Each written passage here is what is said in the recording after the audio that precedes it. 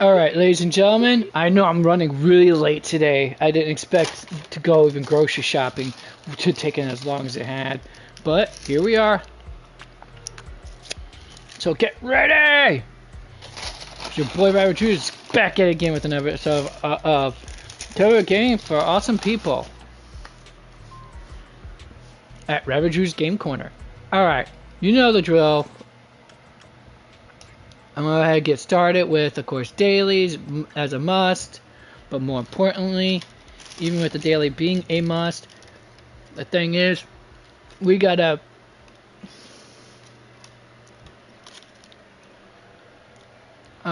what's the word I'm looking for? Oh yeah, right.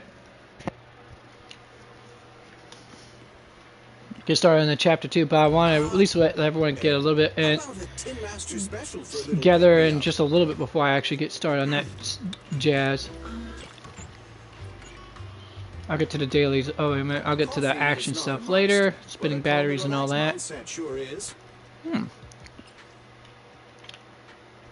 Oh, it's late night already, huh? Can't do it during the mission. Alright, in that case, that means Phylum Heights. Ashuo. You.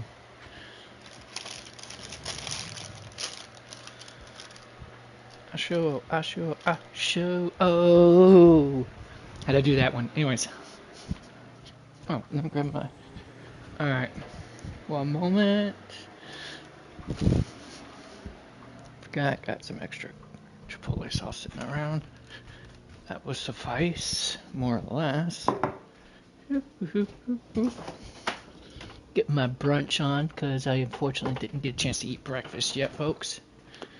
It kind of happens when you leave early to get shopping done, but end up spending about 3 freaking hours on, you know, at the stores and on the road combined.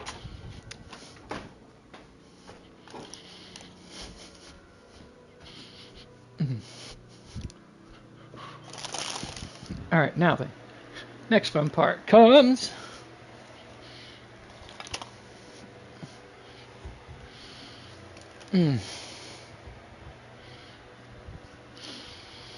Alright.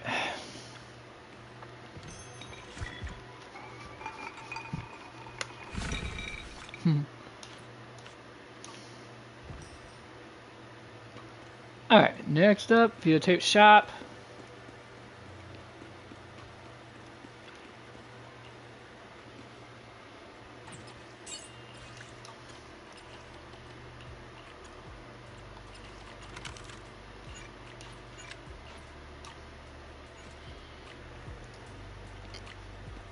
Now we got everything else done.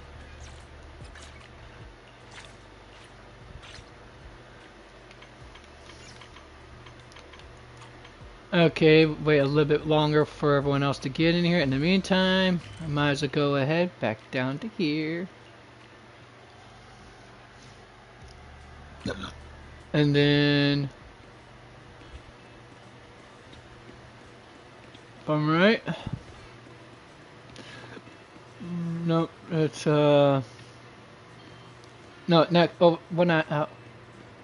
Right here, this alleyway. All right, give you guys a little bit longer to get settled in and all that fun stuff before we really kick in a high gear of sorts.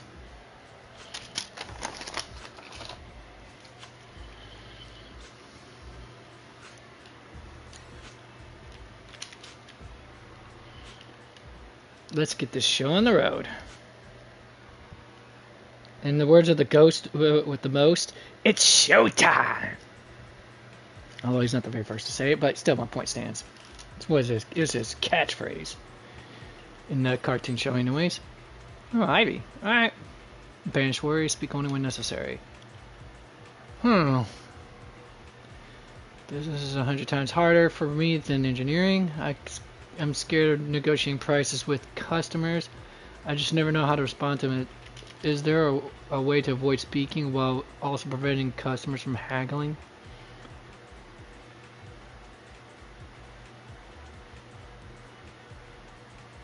I could do a no haggling sign at the store. That usually works. Nice. Not only will customers be too embarrassed to haggle about, I'll probably have to talk less too. It'll work out. Probably. Two birds, one stone. All right. AAA boosting services. All right. Stick client chosen pictures onto wooden posts and give them a good beating, pretending I'm whacking the person in the photo.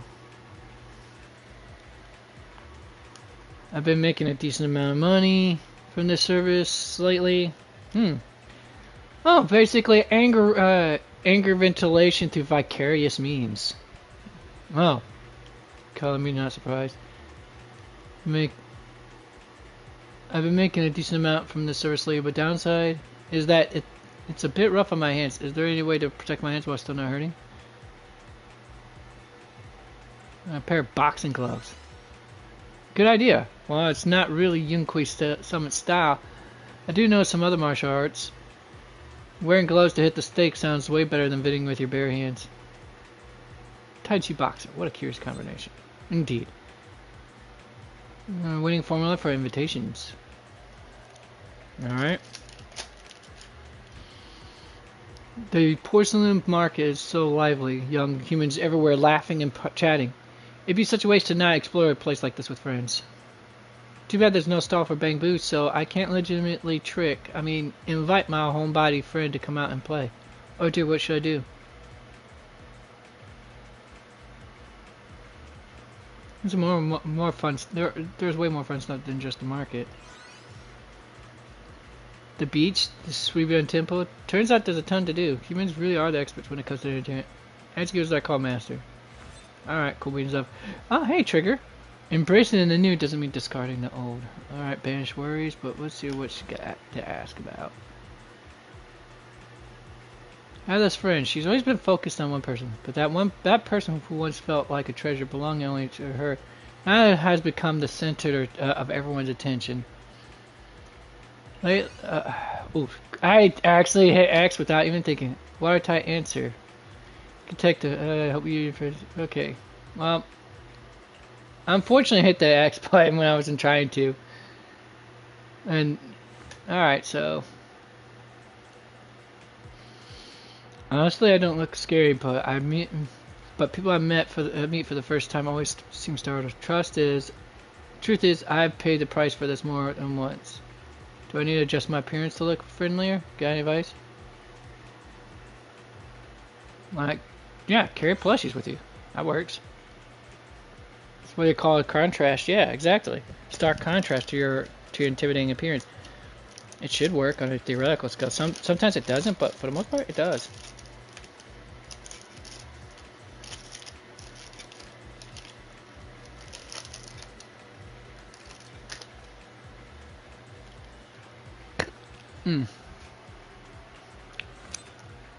Shows that you get that warm and fuzzy, gentle stuff outside to you.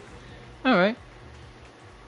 All the supernatural events of Wi-Fi Peninsula fake. I've done quite a bit of research, and every supernatural occurrence turned out to be either a scientific phenomenon or psychological effect. It seems if I want to encounter real supernatural phenomena, I'll have to join the top authorities. Sweepen Temple Master, no, Senior.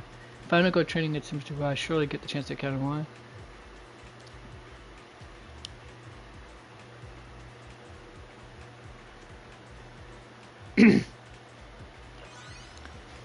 Strange, in the movies I've seen, don't mystics always wave wooden swords, draw talisman, chant spells, and drive off demons?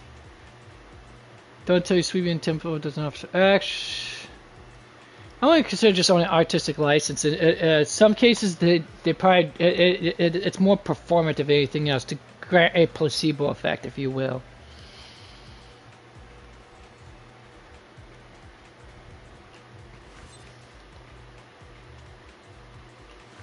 Because some people just can't quite handle the complex truth of things. So, the human psyche, neurologists and psychologists are better off to explain that stuff than I am. Master, what's wrong with my bamboo?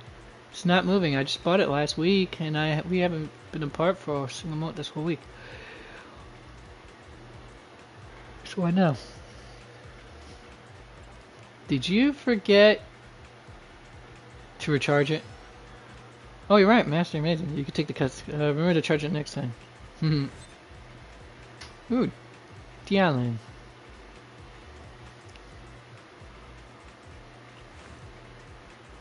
First off, I'm super dedicated to customer service. I'm a dedicated customer service rep. Second, the recent number of customer complaints is impossible for one person to handle. If too many complaints pile up unresolved, I'll catch heat from a supervisor, which I absolutely have to avoid. There's some kind of trick, something that doesn't take too much time but clears out a ton of work. Many hands make the fire burn brighter. Actually, I think it's the many hands make the load lighter. Is that? Ask workmate for help.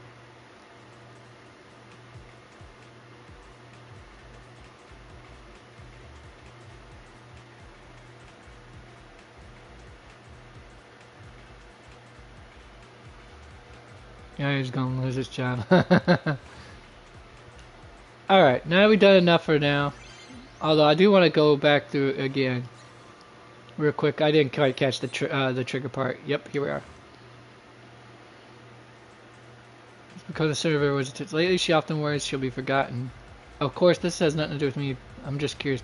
Proxy, would you still remember an old friend from long ago?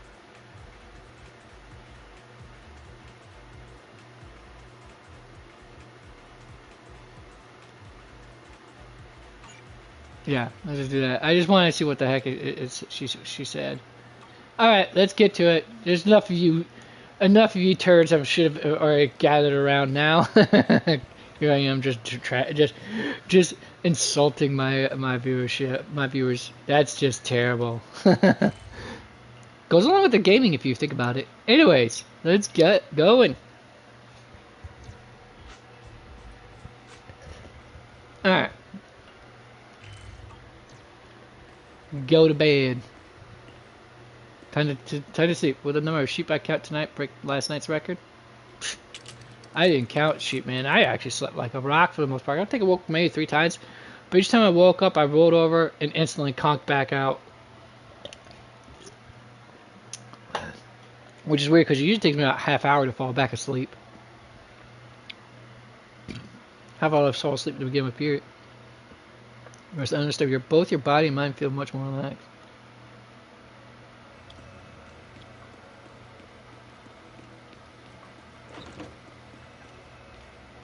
Wait, why?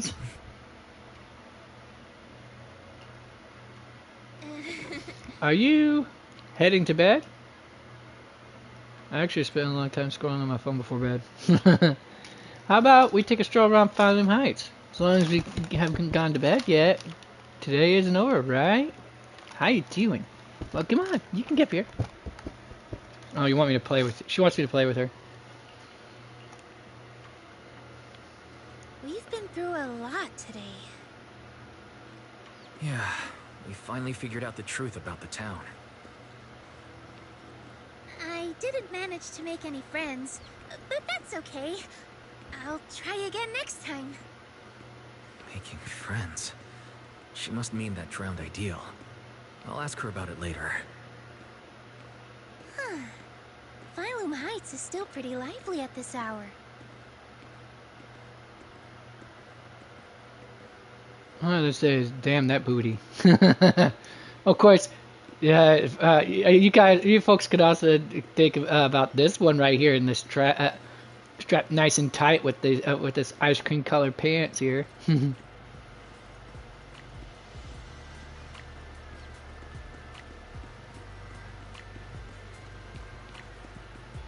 Oh, it is lively for a night.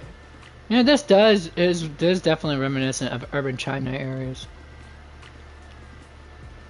So it still technically has that urban aesthetic if you think about it. It just blends the urban aesthetic with mystic rural mysticism, I guess. If when you're taking the sweeping temples, the Silent Bay stuff.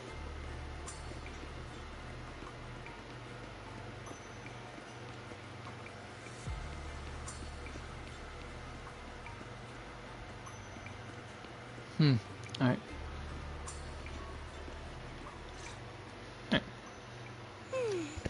Such a lovely view. Let's rest here a bit.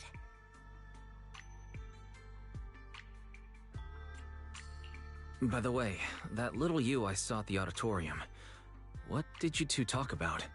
The little me. Kind of a weird way to put it. I'm not that big now, am I? But, yeah. I could tell she's deeply connected to who I used to be. When she said Ade, I nearly jumped. That's what I used to call my father. Ever since I left the tribe to travel alone, I've never said it again. Only when I'm with my closest family or dearest friends would I use it. You're not that big, sweetheart. You look breeding. You look like breeding shape. The little version of you doesn't look it. So yeah, boom. That answers that question. One looks breedable, the other one does not. That's the normal person. The funny thing is, oh, no, did I miss something? my Ade loved playing hide and seek too. Huh.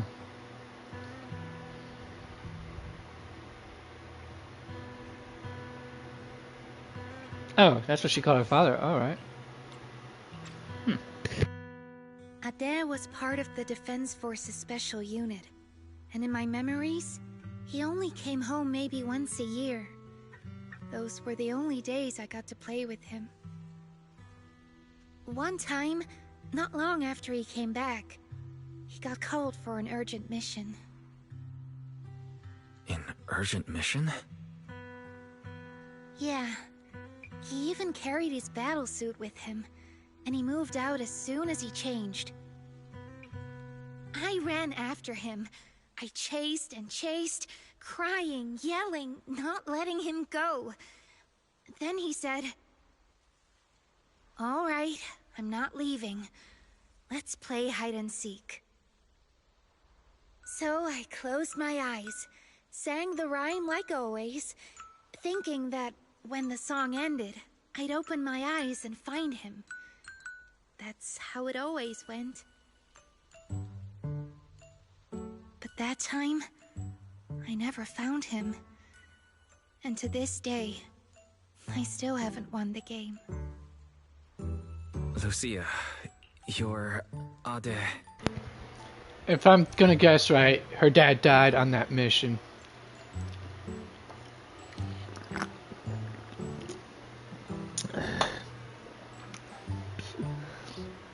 One might think that it could have two possible outlooks on this. That it was very cruel for the father just to play that game on her, play hide and seek with her, so that way she would stop actually. So that way she would stop her crying and yelling and let go of him. The other could find it as a kind of kind mercy in a sense, because then she wouldn't have to feel that. That she wouldn't have that thought of her and worry about her dad not coming back. Either way, it's kind of hard. It's really complex stuff. Anyways, back to me eating. Impressive, right? Ade is a hide-and-seek master. If I see him again, I won't ask him to play with me anymore. At the very least, I just want a proper goodbye. Another reason I came to Waifei Peninsula was to find the mind-reading monster.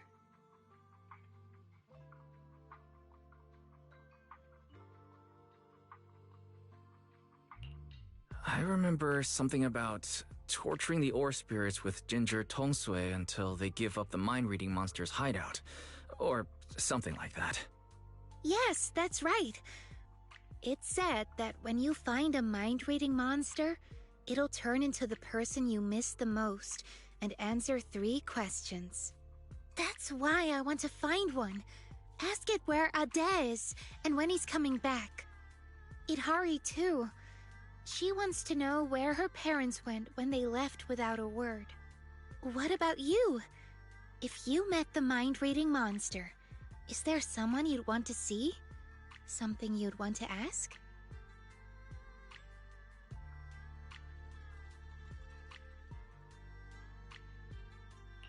I just want to ask my teacher what really happened back then. and why she never told us. I see.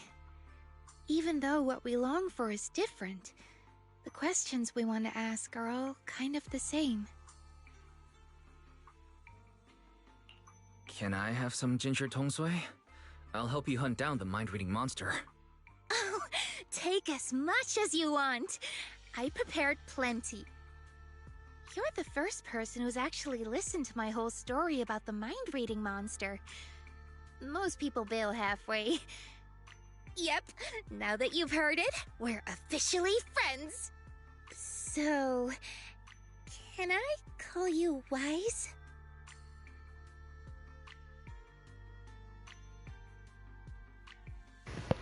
I mean, what else are you gonna call him? I mean, it's not like you know his surname. I don't even think Wise and Bella even have a surname. Phaethon, but that's about the only alias they have. Sure, of course. Perfect! Another friend who likes ethereal stories! I'm getting a midnight snack. Wanna come? Now, for those who are very late to the party and apparently haven't paid attention at all to anime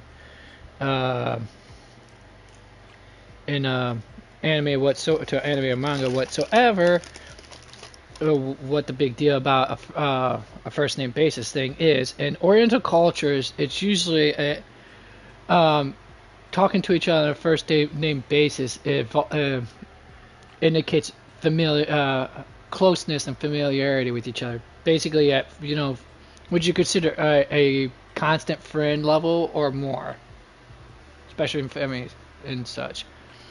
Whereas in Occidental culture, Western culture, for those who don't know what Occidental means, in Occidental cultures, addressing someone by their surname is usually reserved for someone in authority or basically authority. Whereas in addressing people by given name as a common day thing, hilariously enough. I mean, there was probably a time when we also did address formally people who we weren't familiar with by their surname as well.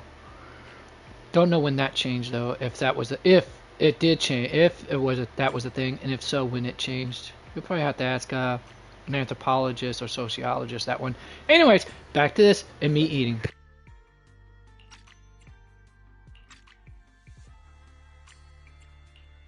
Midnight snack? You'll never fall asleep afterward. Come on, there's a lot to do tomorrow. We should sleep. Is that right?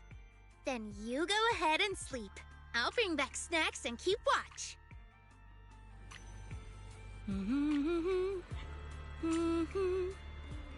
Huh?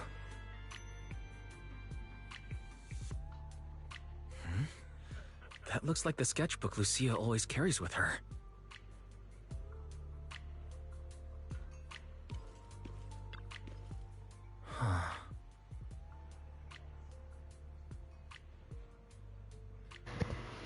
I guess me maintaining radio silence wasn't going to be a thing after a point. Oh, Lucia dropped her book here. Better put it away and return it home. Though you aren't trying to look through it, when you pick it up, you catch a glimpse of the page with the Wandering Hunter on it. The Wandering Hunter is only half drawn. Whether she ran out of time or just didn't want to finish it, you can't tell. Deep into the night, you quickly return to sleep to be able to sleep. By the time Belle comes to wake you up, it's already the next morning. You freshen up and step outside to find Zhao has already got quite a crew. You're here. I've called over the squad representatives. There are quite a few search teams, so I didn't want them all cramming into Filaloon Heights.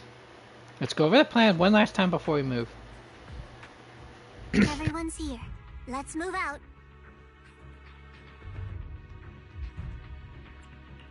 So these are all search squad members? They look like they come from all sorts of backgrounds. That's right. We handpicked these people based on intel about the drowned ideals. They come from all sorts of backgrounds, yes, but every single one of them is perfect for this mission. One last run through the plan. Team 1 is the search team. they'll be the first into the town. If they run into Drowned Ideal's resistance, they'll suppress it by force. Team 2 is the transport team. They'll enter the hollow 30 minutes later and, depending on the situation, decide whether we can get all the cocoons out. Team 3 is a special squad, led by Mr. Wise. Once Team 1 is in combat, he'll slip into the auditorium and set up Master Lumen where the cocoons are. Also, Mr. Wise, I'd like to borrow Bon Yue Shifu from you. Team 1's got plenty of firepower, but Team 2's slower and has fewer fighters. That's why we need a reliable agent to hold the line in case things go sideways.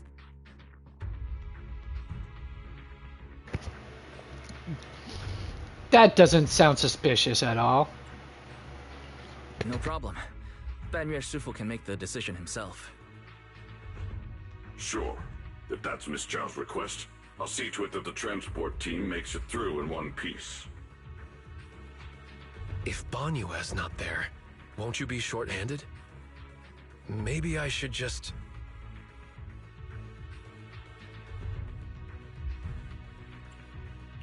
Don't worry about us. Go do what you need to do. Swing your sword without holding back. Thanks. I'll head to the town first. If everything goes smoothly, I should run into you guys. Master Lumen is all yours now. Keep a close eye on it, please. Rest assured, I'll keep an eye on the device.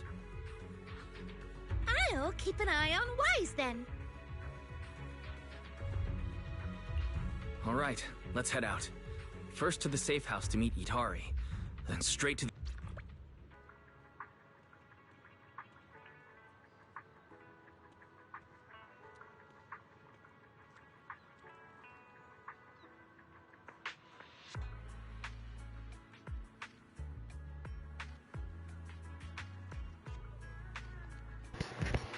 Alright, sorry about that, folks. I just had to finish up that burrito.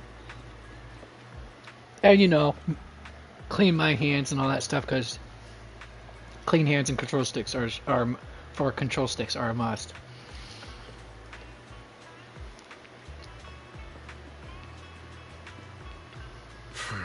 What are you doing here? Go home. Now. Minato, we'll be waiting for you to come back and make dinner. Got it. Pardon moi. Alright. Just checking to see if everyone's...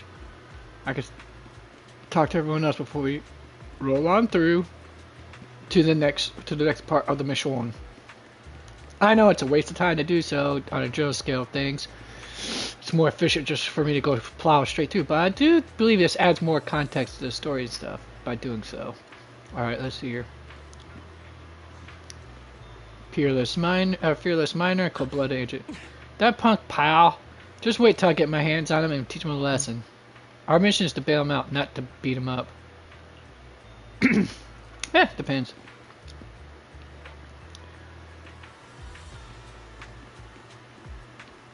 But damn, like I said, and look at this. I mean, for those of that like the male physiques, just saying, look at this fine mountain of a specimen.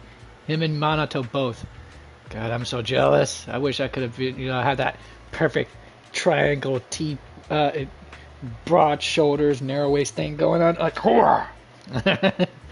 now I'm perfectly fine with how my physique turned out. Actually, at the very least, I know the childhood me would have been slightly disappointed because of what he dreamed of would be. But at this time, at the same time, I don't think he would be disappointed with how physically, at least with the fact is that I'm actually physically stronger than I used to be. Nowhere near as frail as I used to be, that's for damn sure. Couldn't do a push-up to save my life back when I was a child, so there's that. But yeah, like I said, just enjoy this. The male enjoyers, just enjoy this nice firm physique right here, physical specimen here. And of course, and if you're a metallophilia, enjoy that too. Clank, clank, clank, clank. Or, yeah, that's all I'm going to say for you folks. I told you, totally degenerate. You never let your kids watch this. They just actually do, because they'll find it as edgy humor if anything else. And even if they have a clue as to what I'm talking about, all the more better, because infantilizing your children is just what's has been terribly wrong for modern society since World War II, honestly.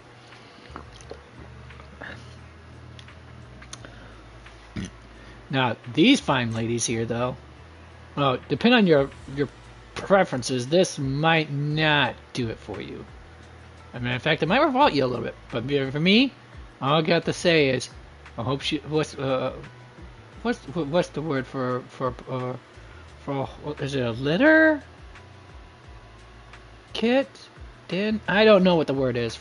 But anyways, I hope she likes some of that. Anyways, plus the fluffy ears. Come on. You thought Alice was had enough fluffiness to her. This girl got more fluffiness, and I love fluffy. So fluffy.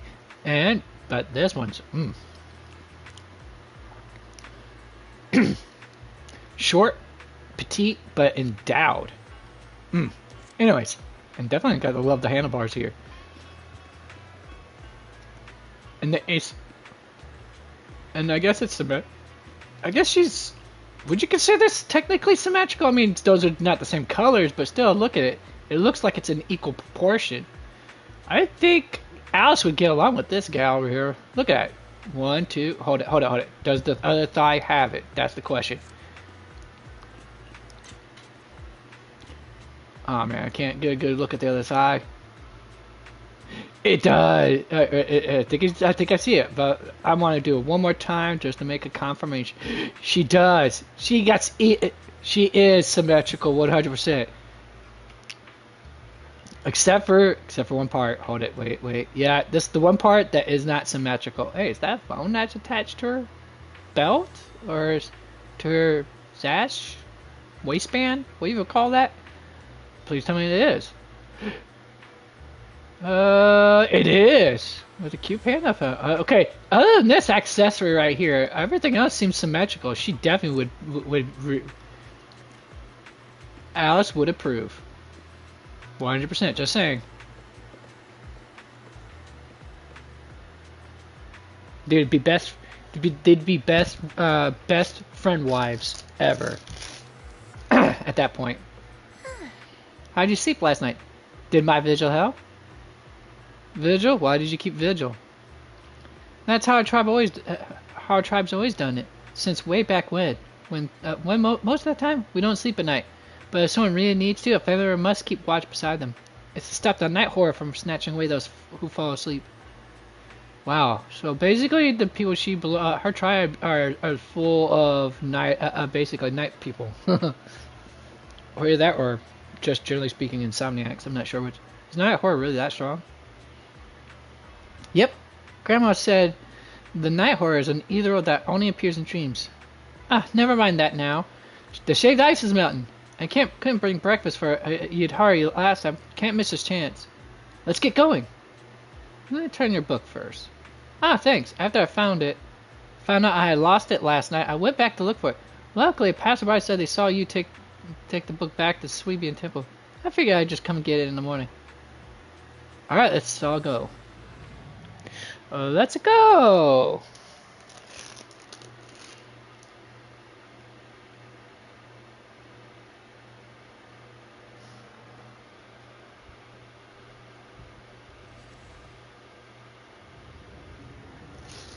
Water, again, that resonates and that runs deep.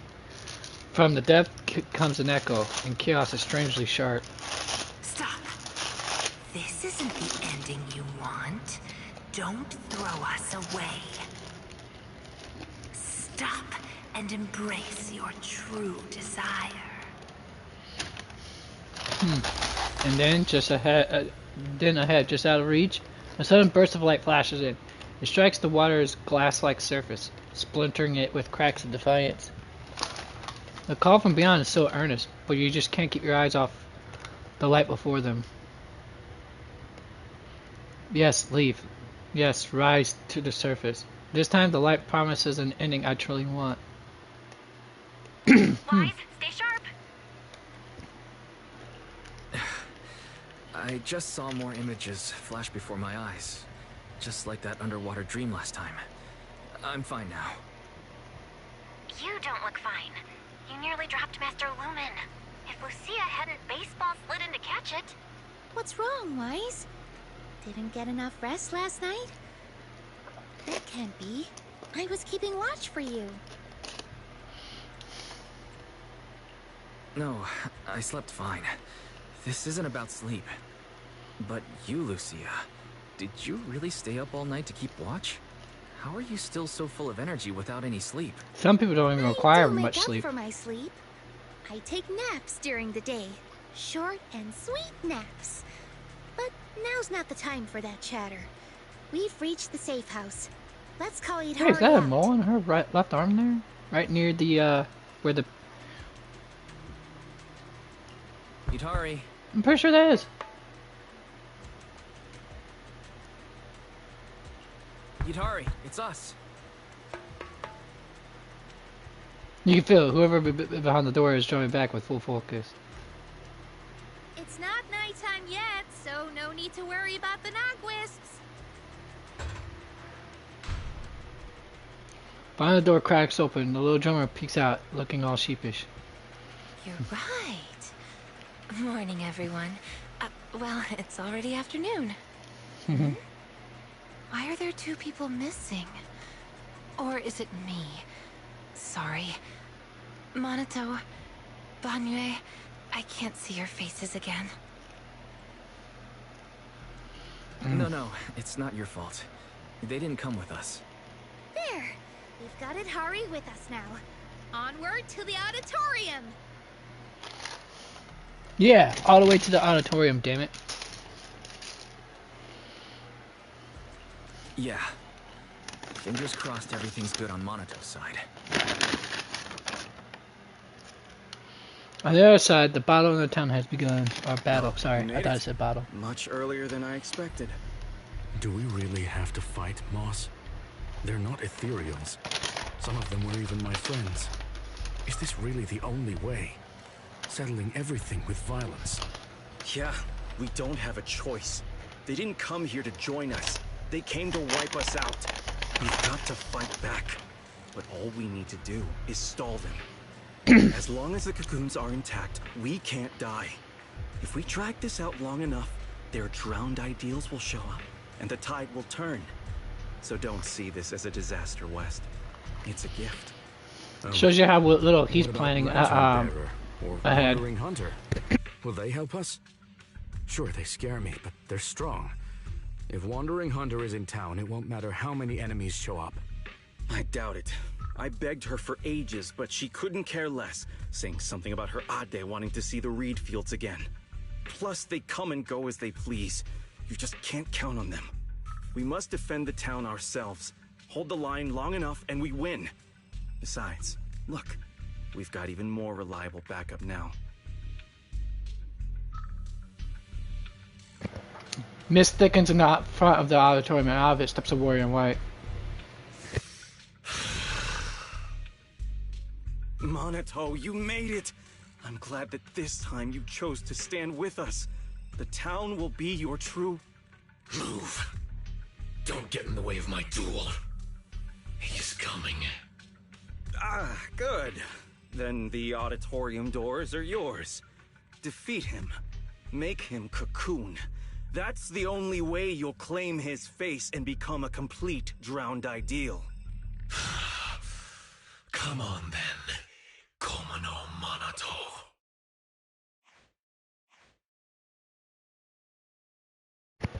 Soon after, Monato and the search squad reach the auditorium.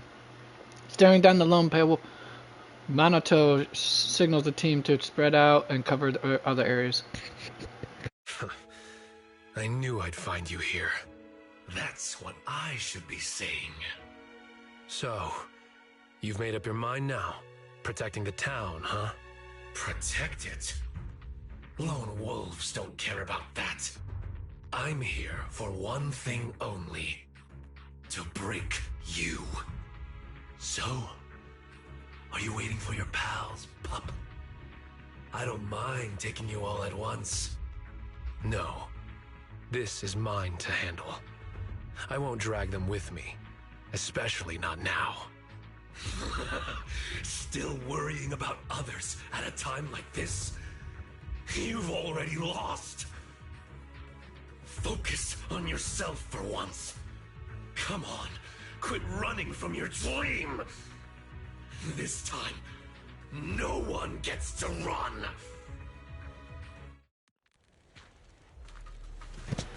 All right, it's time to give this bad dog a good stern spanking.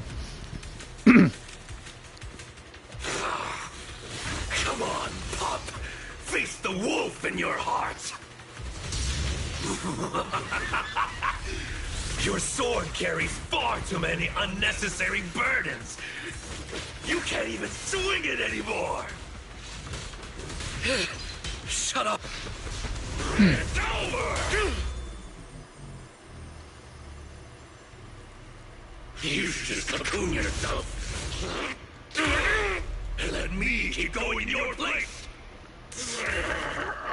Shake off all that dead weight and become king of the White Heart!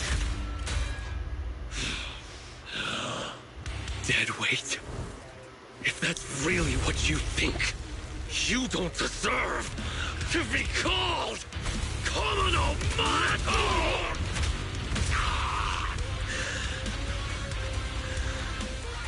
Get up. I'm getting serious now. Alright. Yes, that's the look Komodo Monato should have. The same look as mine. Wise and the gang, count on me! Why keep resisting? Why won't you go into the cocoon?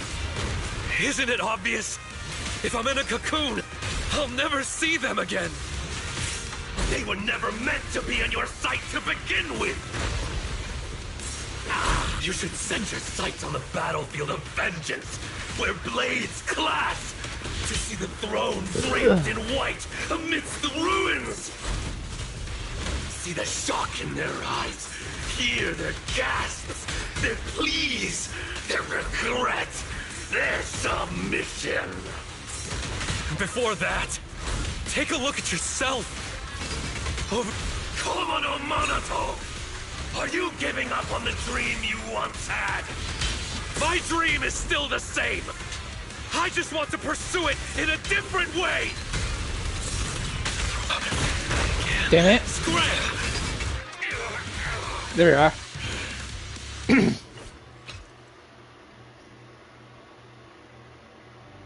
Alright, back to my eating. No. Impossible. How is my blade not strong enough? I beat you. Now get lost already. No, no way!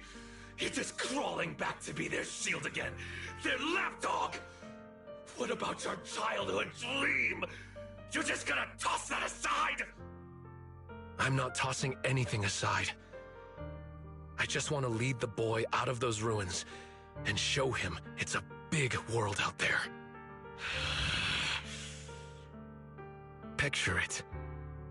One day, that boy will set out for the outer ring.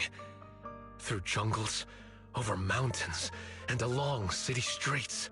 To ruins, to the deep sea, to the sky, hell, even to the moon. Wherever they go, I'll go with them. I won't stop. It doesn't matter if I'm not the one in front stealing the spotlight. I'll stay behind, watching their backs. It isn't about some grand ideal or noble reason. I just can't stand to see them hurt. That's a pretty pathetic dream. Don't say that. Even if you were to become really strong, you can't guarantee your loved ones won't get hurt. Sure, the former would be a great accomplishment, but the latter, to have that guarantee, would be a miracle. I want to chase that miracle. To be that shield. Can't you see there's worth in such a dream? What? Nothing to say? They've arrived. Monato, we're here! Oh, you're just in time.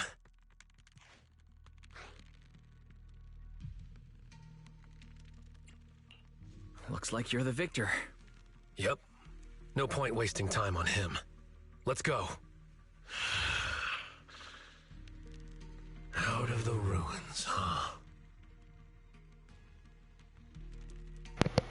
Leaving behind the beaten, drowned ideal, they crossed the auditorium and descended into the room containing the cocoons. So you came after all. Moss, you really are here. Had I known it would come to this, I never would have let you go. I had so many chances to take you all out in the town, one by one. I got careless. No, you didn't. No, it wasn't that. It's because I value you too much. I had to have you here in the town, no matter what, to see what your dreams looked like. I was so close, Monato. If someone like you would finally give in to your drowned ideal, it would have proved that our existence is justice.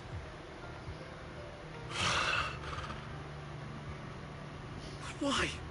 Why did that you lose to this you? We've never lost. You, Lucia, and Idari, you're all tied to us in countless ways, yet you still stand against us. Is it because of you, Mystic from Yunque Summit? What is it that you want? To wipe clean the Hollows? I'm a mystic, and I'm a proxy. My only goal is to bring every lost person back home. Back home? Don't be ridiculous. This is our home, and it only welcomes those brave enough to dream. True courage is knowing dreams are sweeter, yet still having the will to move forward awake. Enough! At this point, the only choice is Alright, time for me to beat these punks down. Citizens of the town! Behind us stand our cocoons! Fight to protect this dream! Still gonna beat you down, dude. Begging for mercy. Should have started with that. Throw them out of the auditorium! This stage is mine! Protect the town! It's all up to us! Just hang on until they make it out! Don't overdo it, Lucia. I trust you, but you can rely on me sometimes. Dullahan, strike! Oh, my turn then.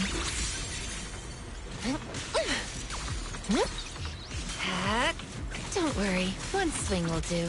Don't touch our cocoons! Hang in there! They won't last much longer! No use. Move it. Out of my way. Into the dark.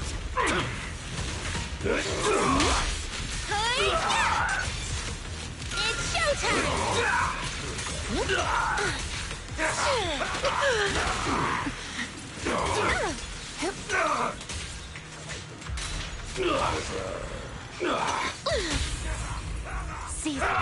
Smolder. I still have so much left to do. For the town!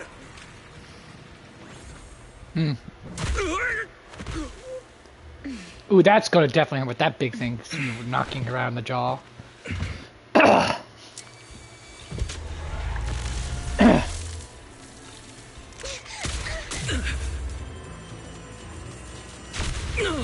Wise, you alright? The town never dies! The device won't activate. We have to force it open.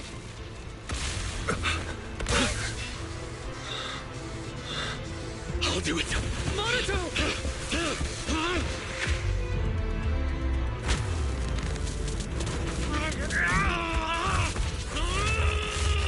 To all are one. Sorry, folks. If you're not as older, if you have not seen half the stuff I've seen, It's you. You would have not gotten that reference. Just don't slow me down, okay? Bring it.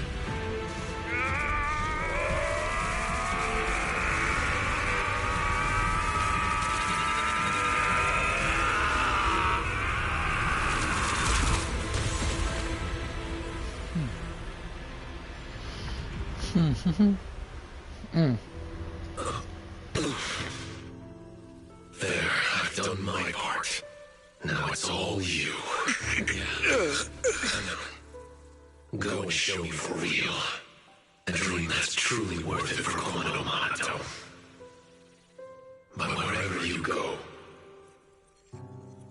don't forget me. The device works. The cocoons are dissolving, and nobody's turning into ethereals. There we are. I can feel it. That dark weight tangled around my heart is fading away. Looks like you succeeded.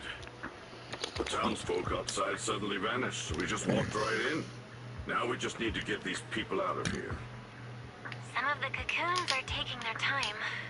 We'll probably be waiting a while. Everyone clings to their dreams a little differently. Don't worry, leave it to me. My belly is I'm full. good at waiting. Hi. What you doing, you little scamp? Yeah? What's my little girl doing? Oh, hold on.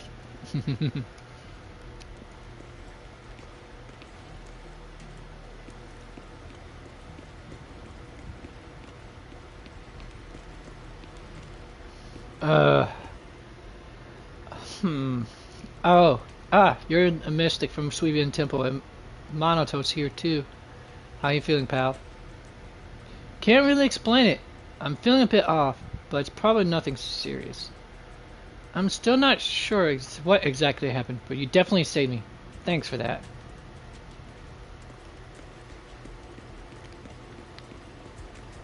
Yeah.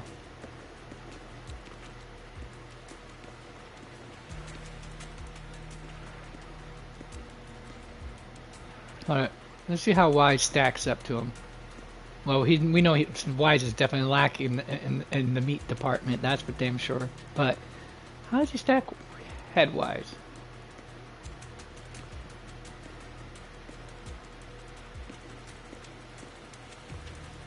Trying to get him to roughly around the same. Okay, that's probably as good as it's still gonna get. Otherwise, he goes right ahead, out ahead. Oh damn, he stacks it right to basically just a little bit above his shoulders. Alright. My head's buzzing. Feels like I had a pretty nice dream. How are you holding up? Can you still walk? I'm exhausted. Let me rest real quick. Sarah. Sarah? Where is she? It's an illusion of the past, just beyond the wall. I'm not sure if I can still recreate it, but I'll try.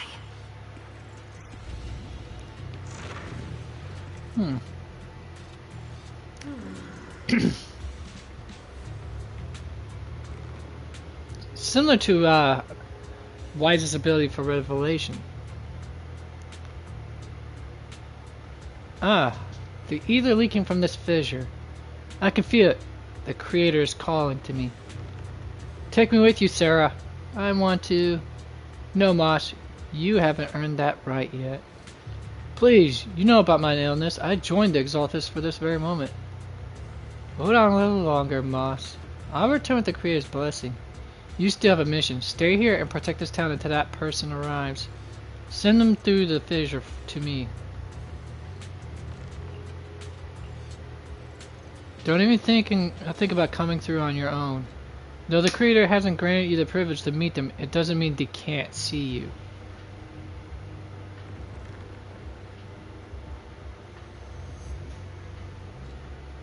Farewell, Moss. Keep up the good work. I believe you'll earn that privilege soon enough. Sarah's been here. She slipped through that fissure to someplace else. My legs.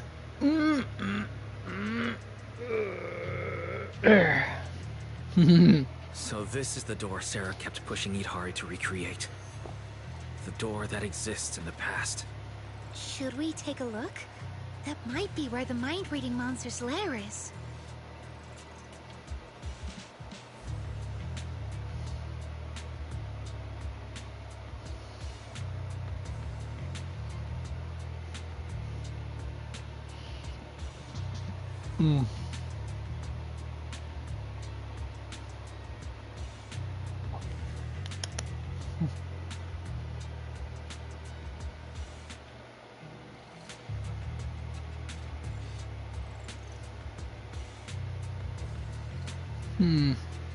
Sorry, folks. Just look at it. We have to check it out, no matter where it leads. If Sarah's involved, we can't ignore it. As long as she's around, the Exaltists will never really go away. Yeah, I'm coming with you. I thought this would be the end of it, but it looks like the mastermind's still in hiding. Count me in. I'll stay here and watch over the cocoons and make sure everyone's rescued. You all go on ahead. I'll let Miss Zhao and the others know what's happening.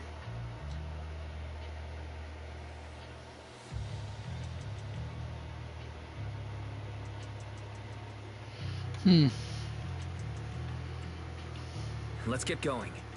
We have to find out where this door from the past really goes.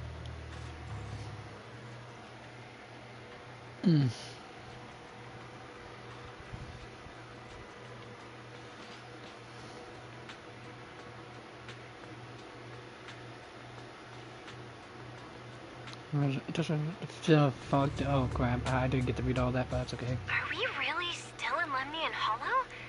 I've never seen anything like this before.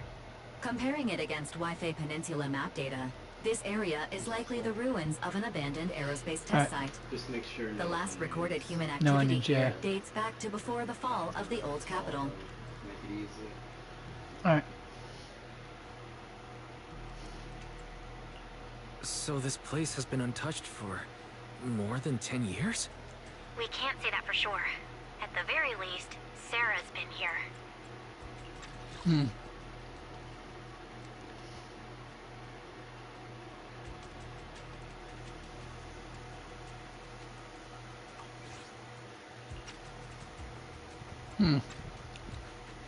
And it's so quiet.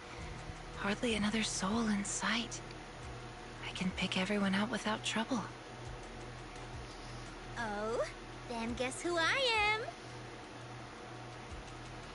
One fist held to her chest.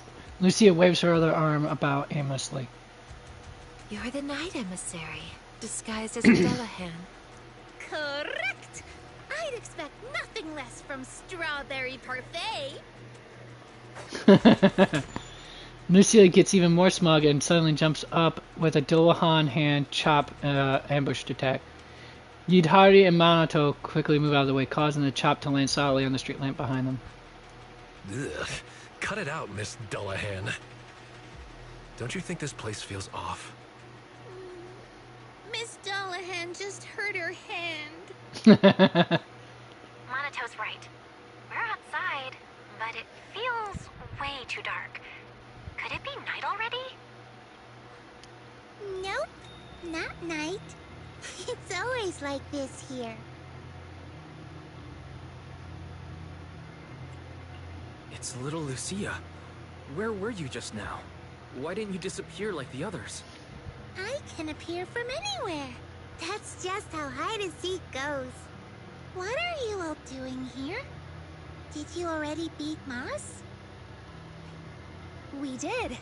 The drowned ideals all went back into the Sea of Ether. I don't like that name, Drowned Ideals. But Moss keeps calling me that. I only came out to play with Ade.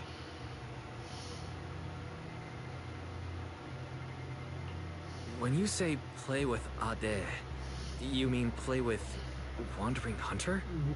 I play hide-and-seek with Ade. Every time I get tired of playing in town, I just ring the bell to call him to pick me up. Last time, when I saw Wise, we played together.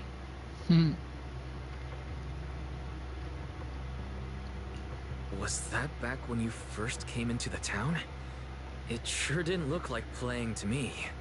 Oh, and Ihari. Sometimes I find her sleeping in strange places. It's dangerous. So, our dad just carries her back to town. Ah, so that's it. Every time I passed out, it was you bringing me back to the auditorium. Wandering hunter. Why do you call it Ade? Wanna know? Then play hide and seek with me. This kid brat. Find me, and I'll tell you. Wait a second. The little girl hops lightly onto the shadows and vanishes without a trace, just as when she came. That sound. Is it a children's song? It's little Lucia singing. She really wants to play hide and seek with us. Let's follow the sound of the scepter. singing.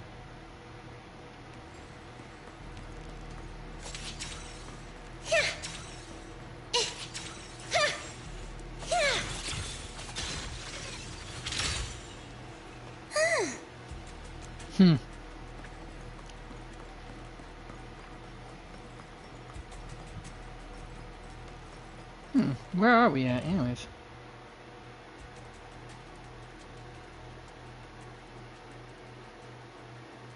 Hollow test site ruins. Alright.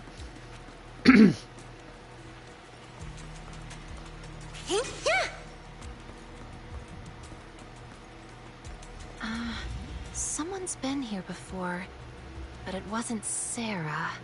Did you see an illusion? Yeah, it looked like someone from the army. Probably, This illusion. Colonel Azul. Face is unclear, but Sorta. the voice. Is it someone you know? Maybe. The mind-reading monster. It could be here. Understood. I'll help you look for it.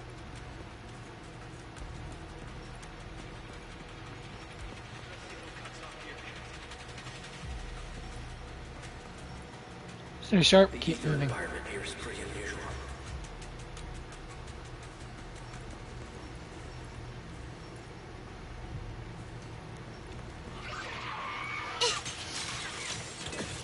Phew!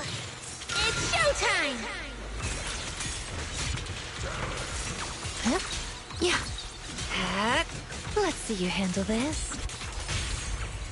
Seize them.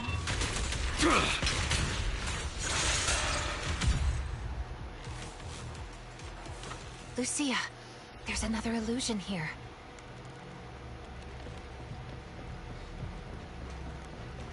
I trust you, but you can rely on me sometimes. I'll draw them away. You lead the rest to safety. That's an order. This seems to be a safety device for the testing grounds. Let's find a way to activate it. Maybe those people are also trying to figure out how to open the gate. Those people?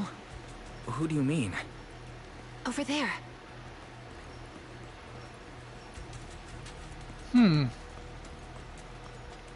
Alright. Brute force won't open this door.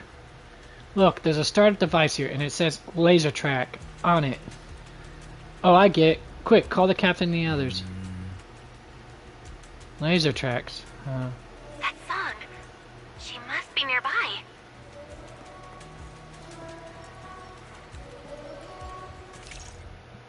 After activating the platform, adjust its position to the movement. To movement controls to solve various puzzles and obstacles. Obstacles and puzzles, sorry. Why do those illusions all have rainbow-colored faces? However I see them is how I recreate them. So, in your eyes, are we colorful too? Yes, except for Wise. Well then, I guess that makes me pretty special.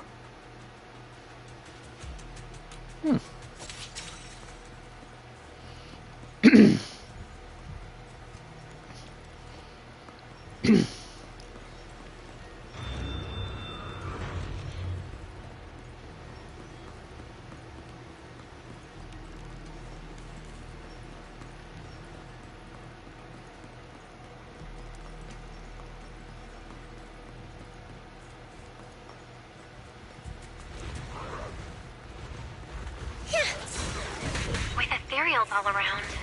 Would Dang it, Sarah just when I was really come here?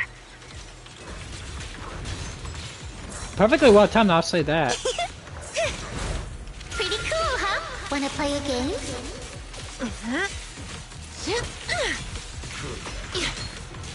Where are you going? Don't miss your... Smolder.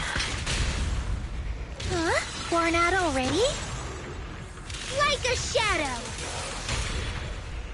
Let's cool things down.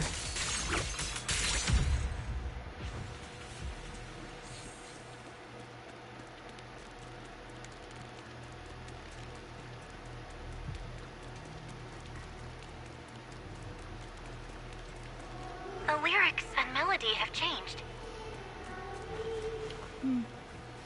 Because it's almost finished. Do you know this song? I'm afraid this is the song she used to sing while playing hide and seek with her father. Mm-hmm. We kind of figured that much.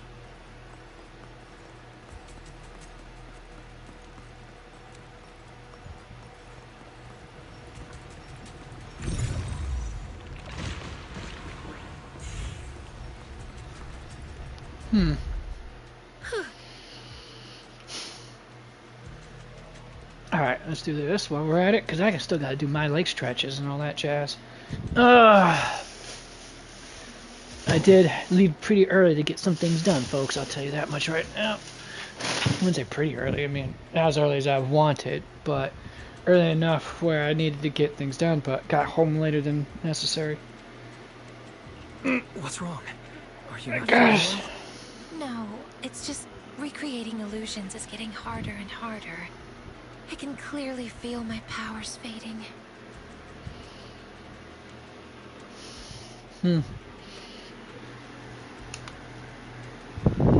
That's a good sign. It means your powers are returning to normal, and the effects of the miasma will soon be gone completely. This power has brought so much trouble to everyone. Now that it can actually do some good, I don't want to just abandon it midway. You've already helped so many people. Just once more, Lucia. I want to try one more time, so you can see the whole story. Thank you. Why'd you stop? Quitting hide and seek halfway is cheating, and I hate cheaters. Wait! I have a question. Could we be friends? With you, and with Wandering Hunter as well. Why would you want to be friends with an ethereal? I don't really know. I just feel like there ought to be more than just fighting between us. Taking the path less traveled will only leave you more alone, you know. No, it won't.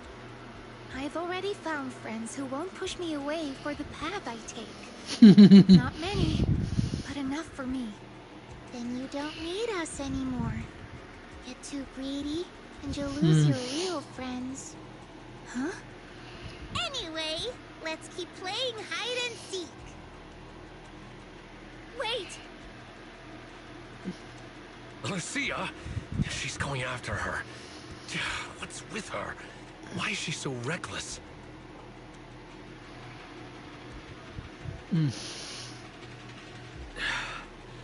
Let's go after them. Oh, good. She's running so fast! Do you mean the older or the younger Lucia? Both of them! Alright. Give me a minute, folks. For at least 30 seconds. I'm feeling a little stiff. Time Same. to move and loosen up. I agree with you there. Definitely eat Hari. I definitely agree with you on that one. Good grief. Need to stretch out my body because it's gotten so stiff. Ah, there's that soldier's illusion up ahead. But this time he's alone. He's already in a pretty rough state. Can he really keep going?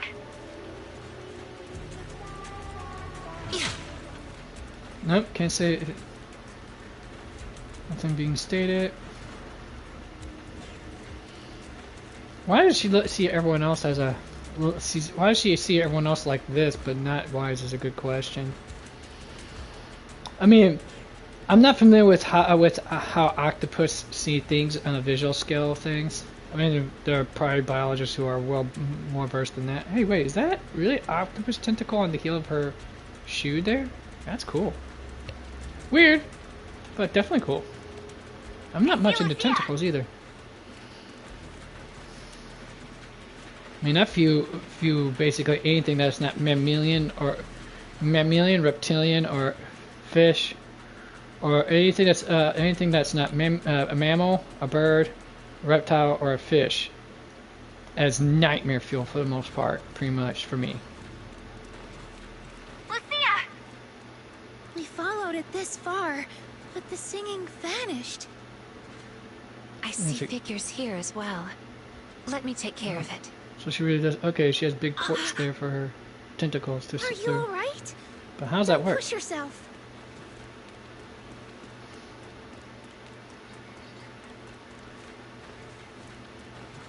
I mean, how does she actually get that? I mean, I got a real question about for almost every single Thyran basically. Is how did they fit these type of clothing on when you're lugging something like these around?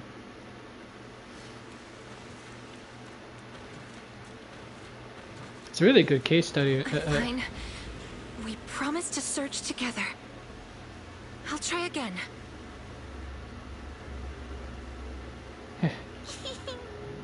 Dale, are you gonna turn into an Ethereal? Lucia, why are you... I get it now. The corruption's gotten so bad I'm seeing things. But that's alright. At least I get to see you one last time. Dale, before you turn into an Ethereal, do you have any last words? Oh, I think I know what it is. So the Wandering Hunter actually is Lucia's father. Fully corrupt, who's been turned into an Ethereal. Yes, of course I do. I owe you a game of hide and seek. No, I owe you so many games of hide and seek. Then play a hide and seek with me. No matter what odd that becomes, you have to stay with me forever.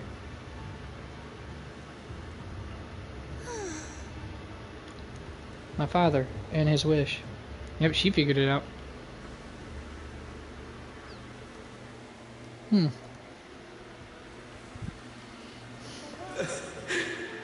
Really?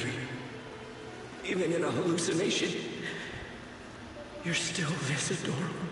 Yeah, she is. And she's become quite the... Anyways. The singing came from behind the gate we passed earlier. And what's on her? On her metallic heels there. Head to the gate. Are those little Let's go. vials? I'll find a way to open it. Look like imbibement vials of some sort. Could be wrong.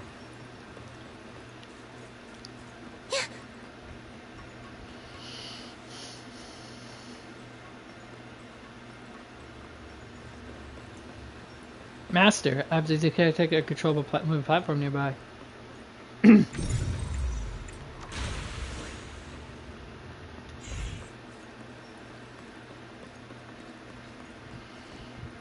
Let's see something here real quick.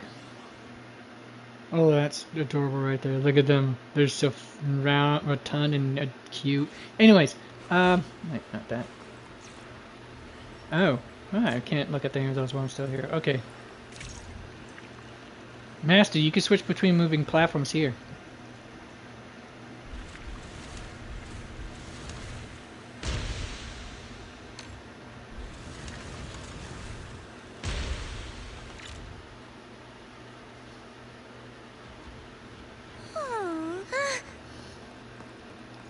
Oh, I see. That little Lucia? She isn't my drowned ideal. Nope, it's her dad. It's him. All these years, he's always wanted... Sorry. I shouldn't have recreated all of this. No, it's a good thing you did. Don't apologize. I should be thanking you. Now the question that has been lingering in my mind has an answer. You really did help me find the mind-reading monster. Are you ready to face him? I'll have to face him sooner or later. He's waiting for me. This game of hide and seek isn't over yet. I'm here, Ate.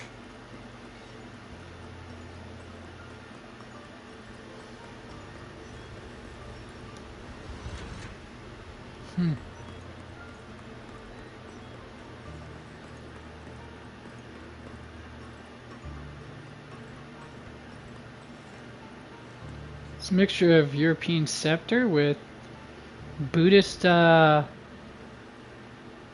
motifs on it, like those multiple rings there.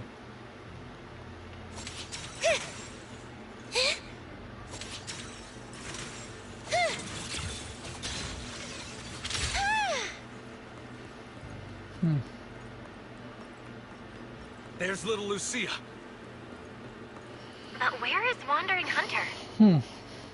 Excellent He question. should be close by. Alright, let's get to it. Finish this up.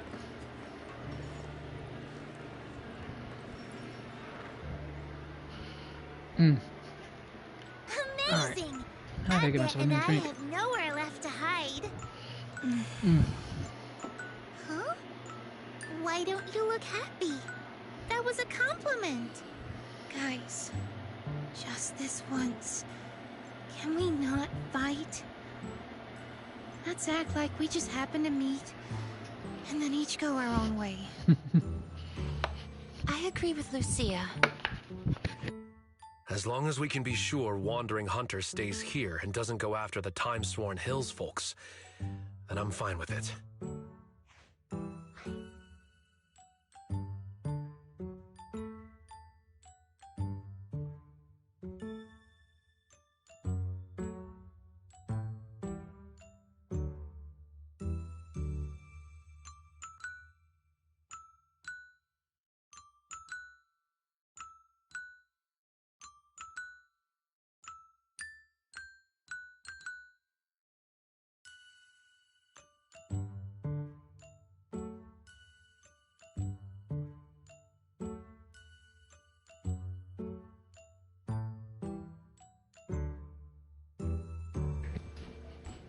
Oh right, sorry folks. Went to go get something done, but it took a lot long. It's taking a lot longer than I thought. So, let's see here. Let's continue. I'm only here to track down Sarah. That's it. See? We don't have to fight each other. You can stay here as long as you want. I'm worn out now. Ate and I are totally beat. One last game, and then we're off to bed. Oh. So you're leaving after all. Are you sad? But why? Remember what Granny always says? Ethereals don't really die. They become ether and return to the sea of ether. And dreams are just threads tied to the sea of ether. They're how we connect with those we've lost. Right. So when Ade goes back, you can see him again in your dreams. Whatever you want to say, you can say it all then. So come on, play one last game of hide and seek with us. And don't you dare quit halfway through. People who quit halfway are the worst. This time, I will catch you.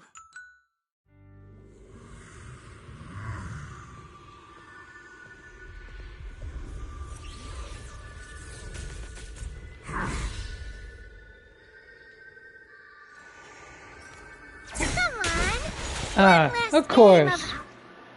Of course, it'd be right when I'm AFK. One moment, folks.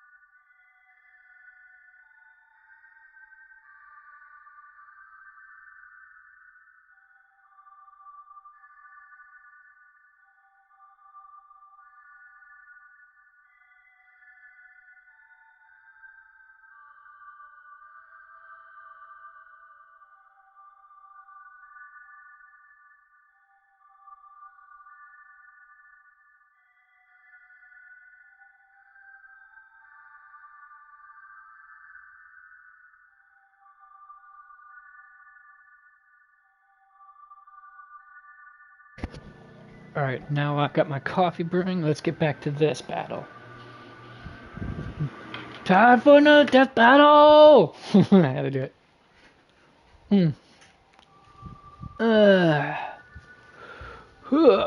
Right.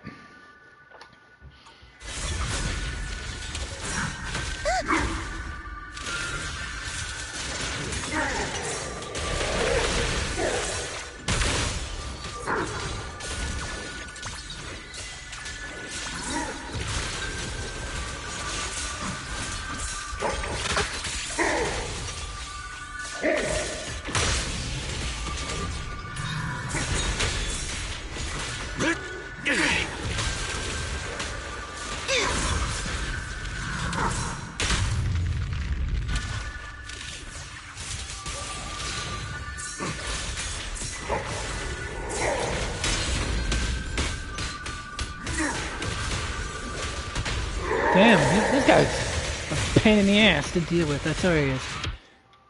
Alright, let's hear. When the Wandering Hunter activates miasmic field, it vanishes and enters in the hide and seek phase. When the proxy uses perception technique to break through and expose the hidden true form of drowned Ideal Lucia, the Wandering Hunter will reveal itself and launch an ambush. Successfully performing a defensive assist will interrupt its action, inflicting impaired status and reducing the miasmic shield. If you fail to correctly identify the true form of drowned Ideal Lucia, or after a certain duration, the Wandering Hunter will unleash a powerful skill, which ignores the invulnerable effect and deals damage, causing the team's miasmic contamination to max out. During this skill, the agent cannot use their ultimate. Alright.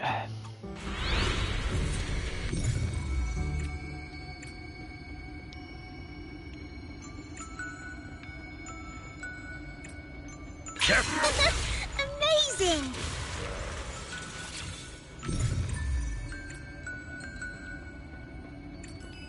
Aww. Damn it. I didn't hide well this time.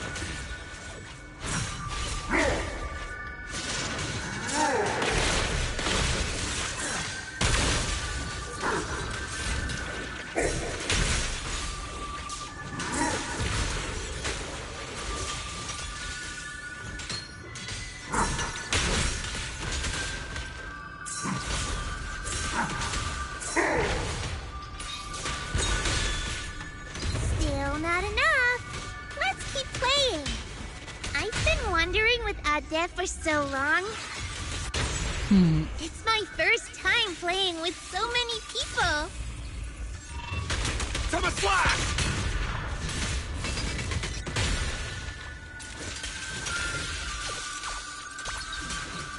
You will rest amidst the ice.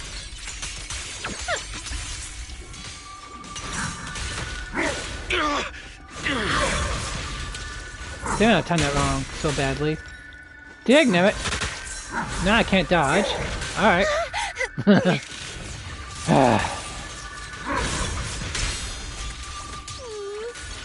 dad can't run anymore. Aw, don't look so sad. Chirp, play with me one last time.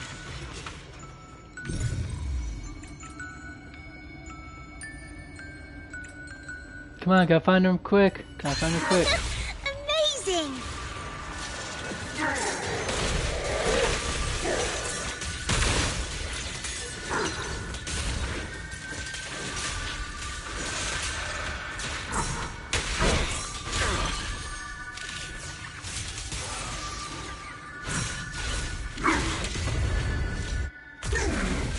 Alright.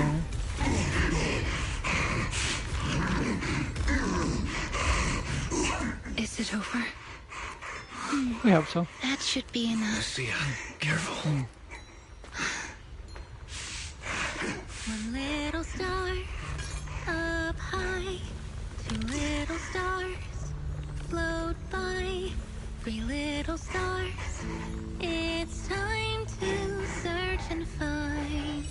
I've got you. Okay, grab up your handkerchiefs, folks. It's time for a little bit of crying. You won. Isaiah said you're all grown up now. He sorry I couldn't be with you all these years, Lucia.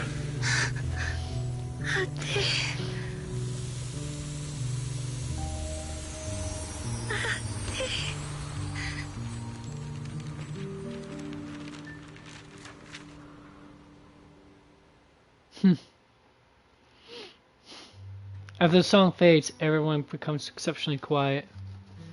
Alright, time to go make my coffee while I'm at it. Gone again. She was barely here before she was gone again. Lucia. I'd like to stay here a bit longer, if that's okay. Let's give her a moment. Yeah? Well, where's your bone? Where's your doll? She just wants me to pet her and all that stuff, I think. Usually she grabs something to play fetch with, but she ain't grabbing anything. Yeah, I'm talking about you. Yeah, I'm talking about you. Yeah.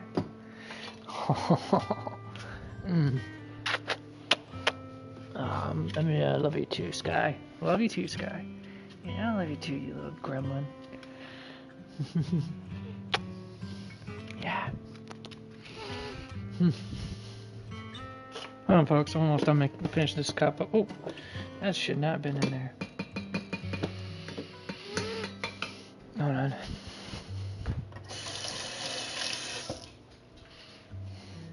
Okay, let's dry it off.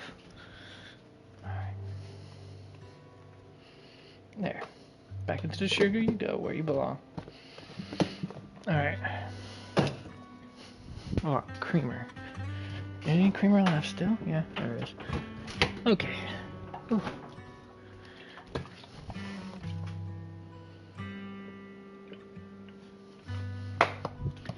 Okay, I think my digestive system managed to digest enough of the food that I can probably finish up the rest of my brunch.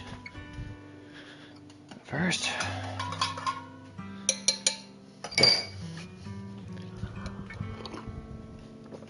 Alright.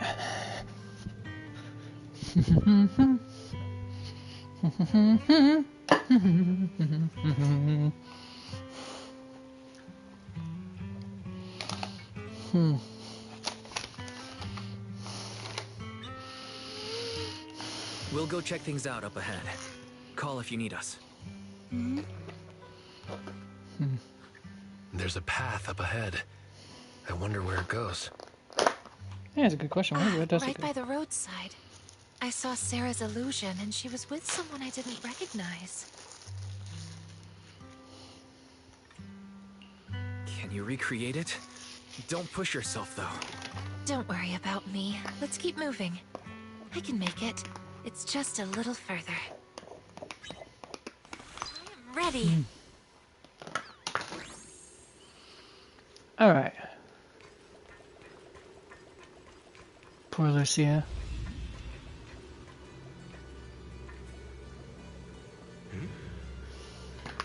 Hey, Shi-Yuan. Is it just up ahead? The creator you spoke of. Don't rush. There's still a long way to go.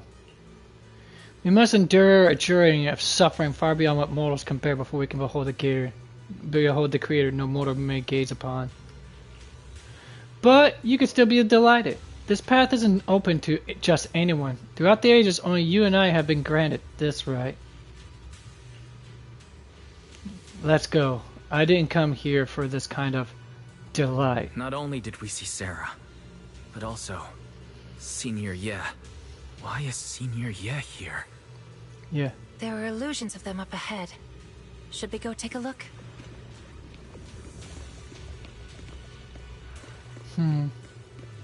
What's the matter, Sky? What?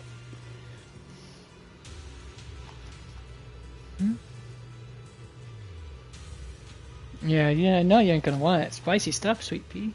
Or did you just want my attention? Come here. Oh, come here, you little gremlin. Alright, hi. Hi. What? You want me to play with you? Where's your dolls?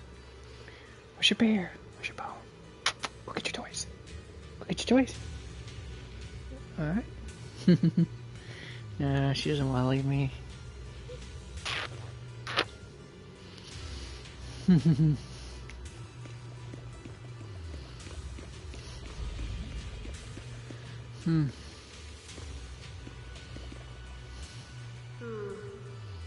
By the way, has that nightmare I helped you get rid of been giving you any trouble lately? It indeed never showed up again. Your power. It definitely worked. Otherwise, I wouldn't be standing here before you. The wishes that mortals spend their whole lives pursuing, the calamities they desperately try to escape, they're nothing more than crumbs in the Creator's palm, granted or brushed away by a single flicker of their will. And yet they can't be bothered to do this stuff themselves instead of having you minions do it for them. So at least there must be some limitation to what they can do. I don't care about my calamity. I only care about whether I could save her. Oh, I think I know what he's talking about. But my hypothesis is that he's talking about his sister, from whatever calamity she might be facing. You will. This arduous journey will not be in vain. At the end of the road, we will all embrace our true desire.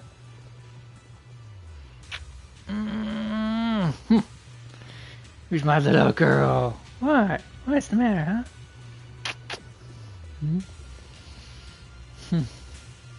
Alright, or do you need a place to sit down at, huh? Is that it? You just really want me to sit on my lap, huh? Hold on. Let me get myself situated here. Alright, let's get moving. Alright, you ready? You ready, Scott?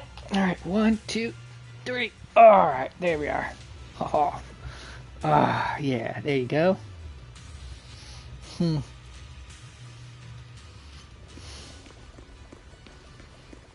not sure if this is what she wants, Why but... did you turn back?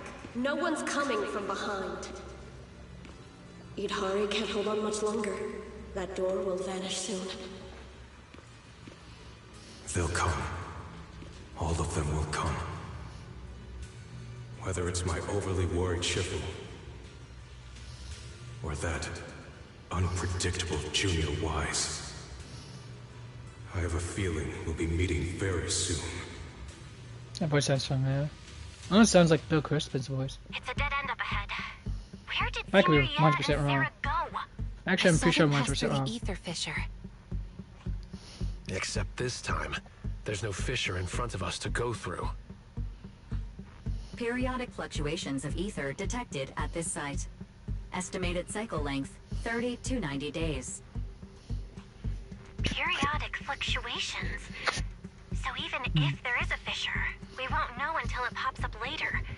Let's mark this spot and come back in a few days. Alright, let's head back. Thanks for everything, Idhari.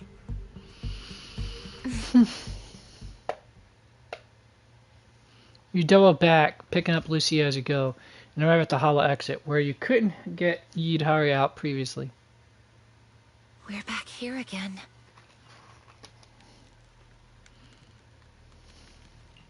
Do you have any more unfinished business? No. This time, I really think I can get out. Having said this, Idhari does not move an inch. Then let's get out of here. The dark recedes with its suffocating, alluring, and lethal weight sinking into the lightless depths. Something comes into focus. An arm of light stretching down from the surface. Reach for it. As long as there's a reason to wake, take this hand. The moment you touch it, buoyancy takes hold, rushing you toward the surface. You have no time to make out your surroundings, nor time to count how much time has passed. There's only fear. You fear it's just another dream. Fear losing his face again. Through the haze, a blinding light envelops you with enthusiasm. After a quiet call, all doubts vanish like the wind. Look, Idhari. We made it home. In the distance, the city lights flicker with the same busy warmth as you remembered it. Before you are those eyes, his eyes alone, looking at you with a gentle smile. Yes. I'm home.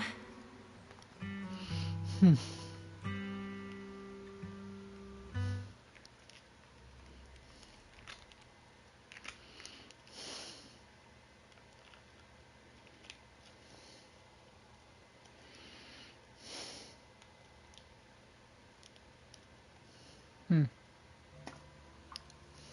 back. I hope you found who you were looking for. How are the people in those cocoons doing? All brought out safely. Dylan and Banyue are helping look after them. You guys were the only ones left. If you hadn't come back within the next hour, I was going to send people into the hollow after you. And this unfamiliar face must be Miss Idari.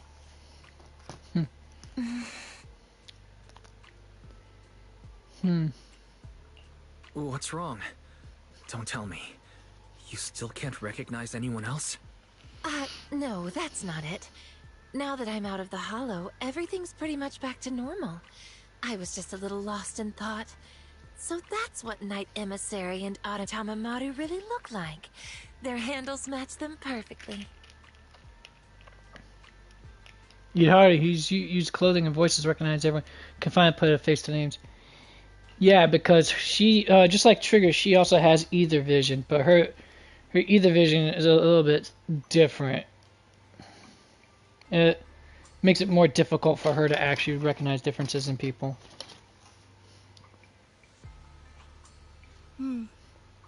As long as you're getting better.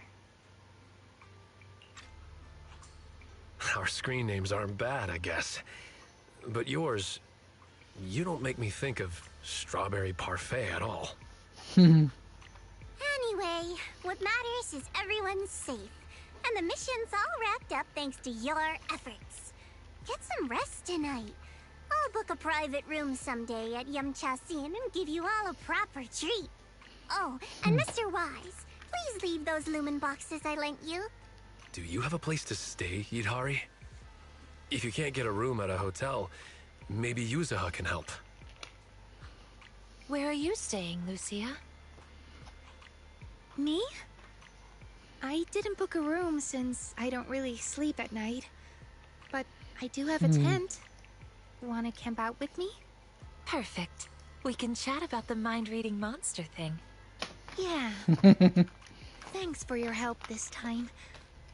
Next time, it'll be my turn to go with you to find your mind-reading monster. Guess I'll log off too. Wise, I'll meet you at Swabian Temple. Thank you for everything, Wise. We'll be seeing each other tomorrow, right? Of course. No, wait, I gotta do it right. As the great Raul Julia would say, of course! Of course. Gotta do it right. Rest easy tonight. Oh, okay. I was Sweet expecting him to dreams. actually say it. Dang.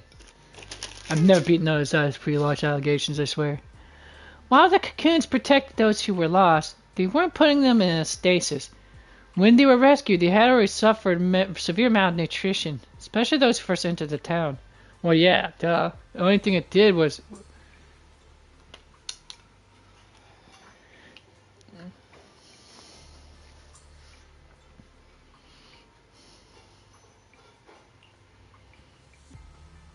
They'll get proper treatment, right?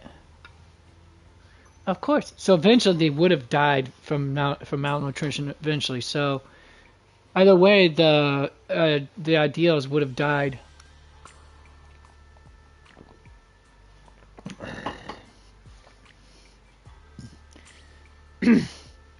Of course. By the way, Personal X has leased the Echo Chamber and renovated it, specifically to provide therapy and counseling services.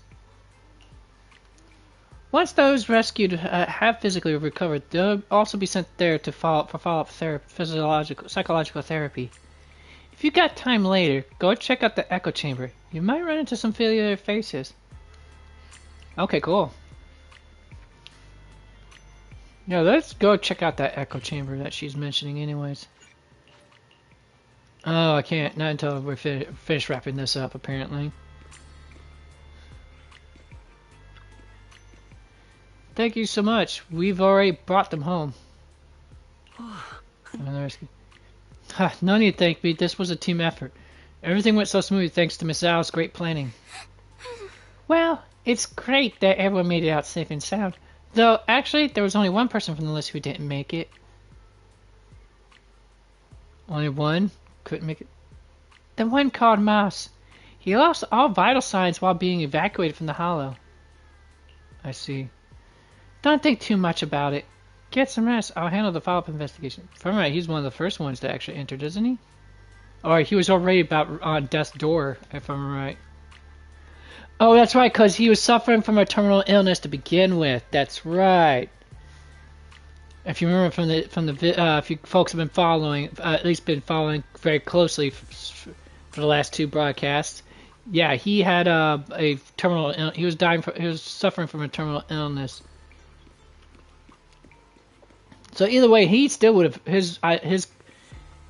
his drowned ideal still would have actually perished anyways within enough time, because he wasn't receiving any medical attention to actually prolong his life to stem the symptoms or the effects.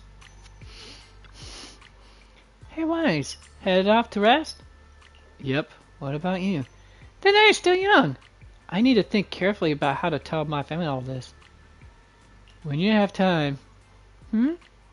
I'll take you to see Nineveh. Yeah, you must have seen many Ethereals that I haven't documented yet. Take me with you next time you go looking for Ethereals. Not just Nineveh, but also the Golden Brass Caller, and also all sorts of others. Ooh, if you want to look for the Mind Ring monster, I'm down to go with you again. Then it's settled. It's a promise. Alright, yep. Okay, cool. Alright, and then let's talk to you real quick as well. Mommy. Sorry, mommy. Sorry, mommy. No, I had to do it, folks. Anyways, the scent of the sea breeze. Feels good. Makes me feel so refreshed. When I was little, I loved standing at the dock, just gazing at the ocean, lost in thought. Might be the octopus instincts kicking in there. Actually, I've seen that movie. You count all the mirrors of Yudhara you saw in the hollow. Really? Fascinating. Has it happened to you before in the hollow? Nah, just this once. In that case, it must be related to my ability. During that hazy time in the hollow, I often find myself unconsciously thinking about the past or recent dreams. Without realizing it, those thoughts leaked out along with the uncontrolled ether. And then you saw those deeper things contained within the ether, didn't you? Your eyes are special like mine. No, even more special than mine. Sorry for peeking in your mirrors. No need to be sorry. I'm I'm happy this happened. I often struggle to connect with others, content just to be just an observer, lost in watching other people's stories. I never thought someone would want to watch my story too. If it's you, I don't mind you seeing those memories. Yeah, I'm somewhat like that myself too. I tend to be more content with being an observer than a participant in some cases. Or in other cases, I'm a bit weird like that. Like, for example, with sport. With people's interactions, I'm more content with being an observer. But when it comes to physical activities, I prefer being more of a participant than an observer. But, like Moss said, I'm not satisfied with just watching stories anymore. Ready to continue writing stories? Yes, the story is just beginning. There's so many tales to write down about us, about everyone, right? Alright, and then for Kamanomato, yes. Big Bro's back! Hey, had dinner yet? Not yet, I'm starving. I want pork rib noodles. I want that and an egg on top too. And throw in some chicken wings. Fine. Let's go check out if the market's still open. Well, I'd say my Rakugo skills aren't too terrible, folks. We get to meet our Ashwa? What's going on? Beelion! What are you doing up there? Hold on. I feel like I've seen this before. Oh, it's you again!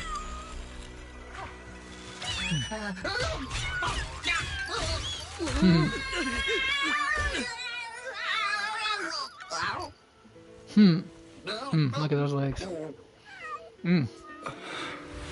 Remember, If you see a girl with a big fluffy tail, flowing light brown hair, and wearing a pretty red ribbon, then you should call her... Senior?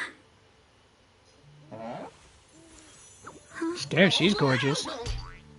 What did you just call me? Well, Senior. Wait, are you saying... I have a junior now? Breathe. Calm yourself. Yep, she's drop dead gorgeous. Sorry, I lost my composure for a moment. I don't think that's the voice I think it is. Don't worry about it, Senior.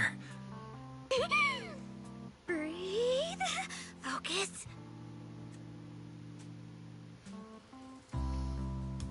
Senior Fufu told me clearly to address you this way if I saw you. I didn't make a mistake, did I? No, of course not. It's just surprising that simply going out for a stroll could lead to something like this. I'm already being called Senior now. Oh, right. I'm Ye Xuanguang, and your name is? I don't think that's Lizzie Freeman, but I guess it kind of almost. It sounds like a little bit like her, but at the same time it doesn't. So I could be wrong. I'd be willing to bet I'm 9% sure I'm wrong on that. So I'm only got 10% sure I'm certain that is Lizzie Freeman's voice. I'm Wise. Alright then, Junior Wise. From now on, you can call me Senior Damn, Xuanguang, she's gorgeous. It was. or second senior sister. Why not pet the fluffy tattoo? Suppose just plain Senior sounds more impressive. You've actually got another Junior. I'll go get her. That's okay. I have things to do, so I have to get going. Oh, make sure you don't tell Shifu about what happened tonight. Understood. As you command, Senior. Huh? Throwing her off so bad. She used to be the most junior one, I guess. Have we met somewhere before? I don't think so. It's my first time in Waifei Peninsula. Well, I've gotta got to stretch get the- going, but I have a feeling we'll be seeing each other very soon. And just like that, with only a brief meeting that night, you on your path as a mystic, shows up another senior sister. Wise, what was that sound? Hold on 1 second, folks. Should have done this at the start of the cutscene, honestly.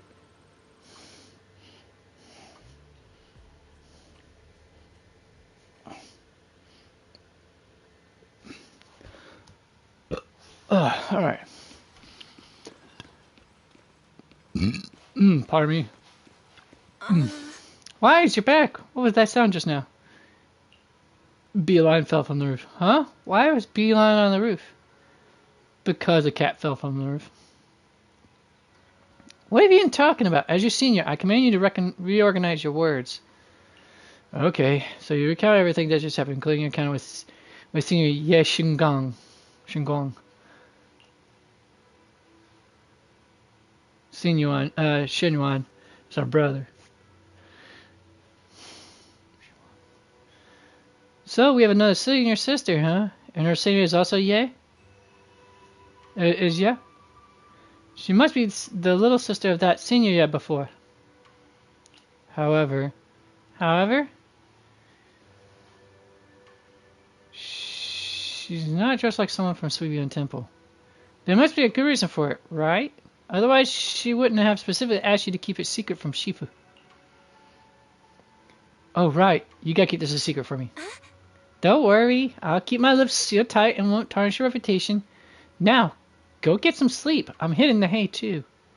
Finally, gotta get a good night's sleep for a good night's rest tonight. A junior disciple's first training. Mission complete.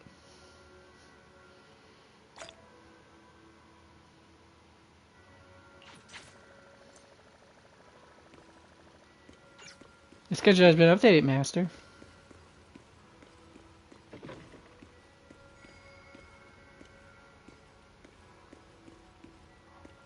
Like I said, for those who enjoy the male physique, there you go. Drool. And drool to your heart's content. Keep drooling, keep drooling. Okay, now we're going to get enough gooning for all of us. Let's go to sleep. Finally, you get some proper sleep. You met so many people in these few short days. Yudhari sleeping in her memories. Lucia searching for the mind-reading monster.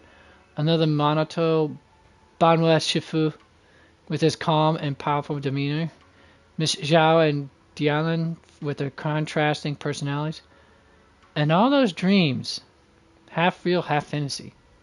Wonder if they'll remember that illusory dream when they wake up. Though we resolved the issue with the town, new questions have surfaced. Why did Senior Ye and Sarah take the same path?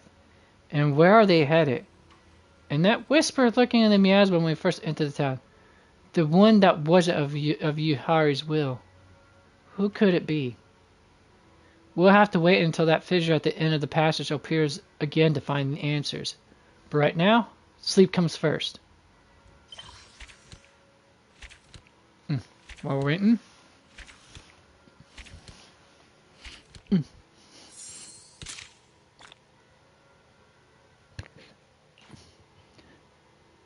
My legs.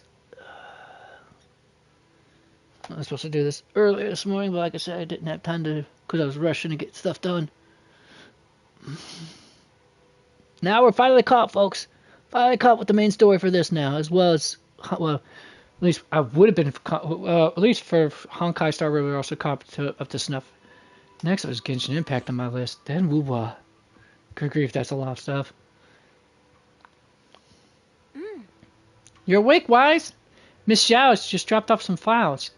She said you might be interested. Files? Yeah, she said there's some files she filtered through for content we're allowed to see.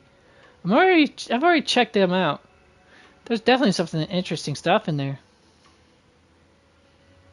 I left the files on the desk next to the HDD terminal. Feel free to check them out if you're interested. The Lucia agent story Tales of the Dreamless One has been recorded and viewed and can be viewed in the video archive. Yeah. So let's see, what's this? Not right here. Next to the HDD, huh? Alright, let's check over here. Workbench, of course. What's this right here? Stack of notes. There are some papers on the table. They appear to be photocopies of someone's notes. Let's see what's written. Moss's notes. After settling in the town, I felt the need to record something, starting with me from the Exaltists. A month ago, while I was still lost in confusion and despair over the Exaltists' collapse, I received a message from Sarah. Fortunately, she had gained the Creator's favor and would proceed with the next phase of the plan in Timesworn Hills. Over 2 weeks ago, I prepared sedatives and lumite ore, meeting Sarah at Timesworn Hills as instructed. Someone called Yudhari was traveling with her. Next, we assisted Yudhari in beginning the manifestation. During the 2-day continuous manifestation, the town appeared. Meanwhile, the miasma entwined with Yudhari in an unprecedented form. I suspected it might be Sarah's power, but quickly dismissed that thought. It was a will transcending human comprehension, coming from the master of miasma. That will, mixed in within the miasma, subtly guided everything. Sarah left and I had nowhere to go, unable to reach the audience grounds, too ashamed to return to Whiteface Peninsula, only able to wander the hollow. That's when I appeared. I brought me back to town. Initially my skin was dull, with indelible cracks on my face, but as time passed I grew more and more similar to me. Finally, when that shell wearing the exalted garb cocooned, I too soon acquired a flawless appearance. Surprisingly, I wasn't the first resident. Some people had already settled in town, having transformed gradually like us. From them we learned they weren't the first visitors either. They entered only after terrifying either an occult monster known as the Lantern Bearer and Wandering Hunter had left. Soon we saw the Lantern Bearer again. To our surprise, she removed her hood, revealing a child who called herself Lucia. Not only did she arrive before us, but far, far earlier. More surprisingly, she was created by the Wandering Hunter's will. How could this be? Did she skip the cocooning process? Is her true form an ethereal? Could it be that even if we, in the and the cocoons become Aethers, we here could continue to exist. I wanted to experiment to find out, but didn't dare take the risk. I conducted the experiment anyway. With one resident's consent, I cut open their cocoon. Soon the body inside became an ethereal, and the resident didn't vanish, proving both could exist simultaneously. However, the unbreakable coexistence like Lucia and the wandering hunter didn't manifest. The ethereal launched frenzy attacks against us, even trying to destroy other cocoons. We had to eliminate the ethereal, and with that, the resident vanished forever. I remember their sacrifice for this experiment. This must be kept secret from most residents. They don't need to know this panic-inducing outcome. They only need to know the cocoons will be protected forever, that they are our blessing to avoid becoming ethereals. They should just keep living according to their dreams, repaying this blessing. There's more content in the following pages. I met Monoto and his companions, and on a whim, I gave everyone in the town a name, Drowned Ideal. To shake up those three people and accelerate the creation of the Drowned Ideals, I could see some details like the wandering hunter and the cocoon. However, Weiss seemed unmoved, and his thoughts remained inscrutable. There's something else worth mentioning. I saw another Lucia, an adult Lucia. Before that, I always thought the wandering hunter was little Lucia's true form, but it seems it's not that simple. If the Lucia who came to town is the real deal, then who exactly is the wandering hunter? When little Lucia came to town again, I asked in detail about the wandering hunter. This made me change my definition of drowned ideal, and finally helped me piece together the chronological order of their appearances. From the first drowned ideal to the last, here's the sequence. 8 years ago, little Lucia's father was corrupted in the depths of time-sworn hills, creating little Lucia. Soon after, he became an ethereal, but they didn't reject each other. Instead, they formed a unique symbiotic relationship. They stayed in the hollow for 8 years, and little Lucia called it hide-and-seek. 2 weeks ago, Yudhari arrived here. Originally, she was just recreating the past town. But when she fell into slumber, influenced by the will within the miasma, she unconsciously attached her wish to the town, turning it into her drowned ideal. 12 days ago, the first group of trapped miners arrived in town and became drowned ideals. Some had rather strange specialties. Who dreams of becoming a street thug? 11 days ago, I arrived in town. 10 days ago, a group of Hollow Raiders arrived. More people kept coming after that. I welcomed them all and helped them complete their transformation to the best of my ability. Yesterday, Power West arrived in town. I must say, they cocooned the fastest, barely needing any external factors. Their conflicts and pressure were enough to cause severe corruption. Shortly after they cocooned, I met Monoto. Among these drowned ideals, the first two contradict my definition of dream self, but after consideration, I still chose to classify them as drowned ideals. Lucy's father and Yudhari share something in common.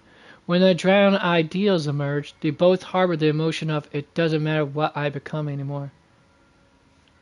The miasma tried to create, but couldn't find matching forms in their hearts. Their dreams had no future selves. Lucia's father only had his obsession with his daughter left, and Yudhari, she was even more noble. She just wanted to watch other stories forever. Their dreams are selfless, and certainly belong to this town.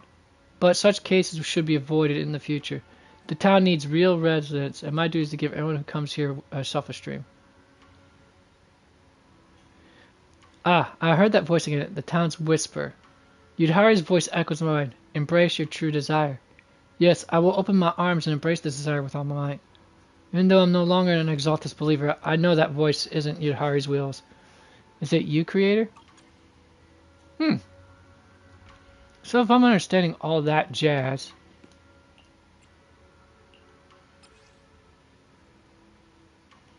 so I'm guessing the Wandering Hunter and Lantern Bearer were the two first inhabitants of this area after the collapse of after the fall of the old capital, after the Hollow Zero incident. I don't know why they call it the fall of the old capital, since it seemed to affect more than just elsewhere around the old capital. Well, then again, like I said before, my theory is that all of the areas we've journeyed through so far, including Wi-Fi Peninsula, were part of a metropolitan area rather than just their own individual areas per se, with with Eridu City being basically the main, or often referred to as the old capital, being just the capital city. What I'm guessing is Eridu in its entirety was basically one giant metropolitan area, kind of like New York City, Detroit, Los Angeles, or if you want to go elsewhere, that's, or New Orleans, basically examples of in America. If you go elsewhere around the world, metropolitan areas would be like London, Oslo, Berlin, Prague, Brussels. That's some from Europe. If you want to go out further, if you want to go on like the African continent, the Lagos in Nigeria is a prime example of a metropolitan city, which is basic, and it's bigger even than New York City is. I know, surprise, surprise. Suck on that, Americans. to put a little snark into it. That's one of them. Or Cairo still technically a metropolitan area. I don't know if it qualifies on Americans' concept of what a metropolitan area is, but Cairo, if I'm right, in Egypt is definitely something similar to that. That's two I can name off the African continent. And as far as the Asian continent, you have like Tokyo, Shanghai, Moscow. That's three. I think there's one like in the Dubai. There we are. In Dubai, there's like four I can name off the Asian continent alone. Oh, Delhi, 6. So it's 6 at least off the Asian continent. But anyways, there you go. But yeah, I'm assuming it's but ends back to it. So basically, Lucia's father and the ideal he created, I guess you could say, is something that was that town's very first residence. All right, now we can go to this and get started on this shenanigans here, because I got 9 days to finish it up. So let's start off with the story part. Tales of the Dreamless. Let's go. Lucia wants to raise a strange puppy, but it hasn't quite warmed up to her yet. Let's go. We'll finish these probably before in a broadcast. Wise, Lucia said she needed to see you, but knowing her schedule, she probably won't be here for a while. Then I'll take some. Then Belle, you should go get some sleep now. I'll take the chance to get some sleep, because. Wise, are you sure you're not actually an old man in disguise? It's way too early for sleep. Alright, I'm going to bed. If you and Lucia run into anything fun, you better tell me about it. Sure enough, before long, someone came knocking on the room's window. At this hour, it could only be... Wise? I knew you'd still be up.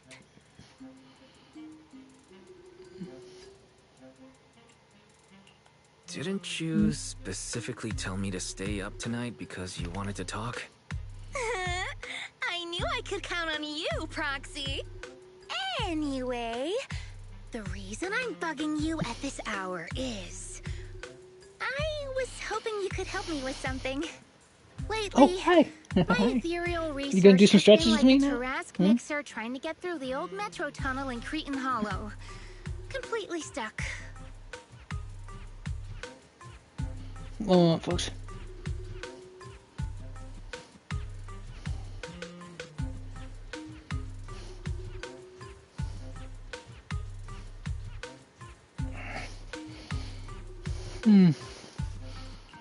Oh, that's rough. How were things going before you hit the bottleneck? It was going pretty well, I guess. I had this plan to turn our lawn into pedal sofas for hollow camping, and I tried to figure out how the traffic lights on Fawn worked. Oh, do you happen to know, if you tie both ends of a Spectre's cloak into a knot, how does it keep floating? Hold on, wait, what? Hold on, I gotta catch that part. The whole Spectres thing again.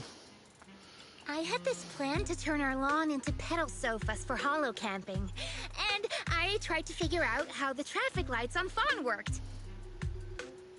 Oh, do you happen to know, if you tie both ends of a Spectre's cloak into a knot, how does it keep floating? Wait, Lucia. Where are all these research ideas even coming from? What do you mean, where? From her own brain, duh. Hollows, of course. Just walk on in, run into a couple of ethereals, and boom! Research inspiration! She's But right about I'll that. admit, these ordinary inspirations are just not enough.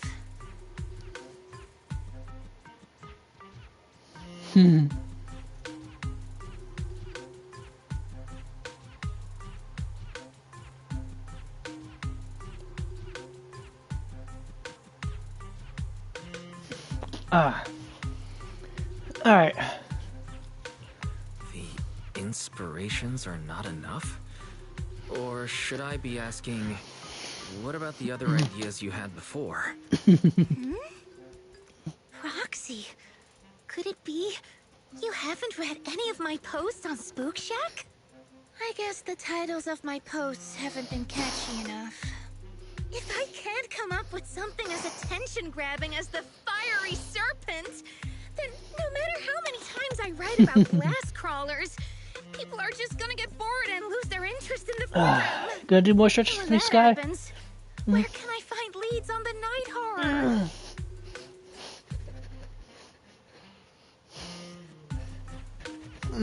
Give me one, folks.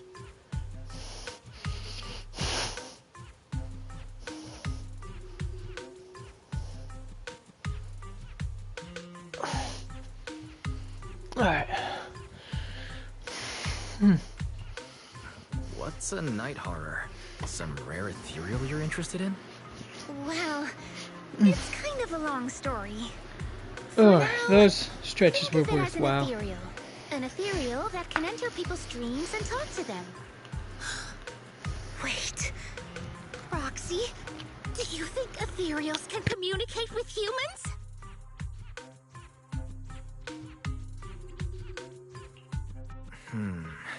I suppose it's not impossible. If we could really communicate... no, I'm not using an Arlon sofa. I know what you mean, Proxy. Normally, I'd say this is just baseless speculation and leave it at that. But right now, I've got the perfect research subject in mind. Let's head out now! Before diving into the Hollow, we have to make a stop at Fluffy. Why do you want to visit Fluffy first? Oh, I'm going to buy a toy! You're buying a toy? Since when did you have a pet?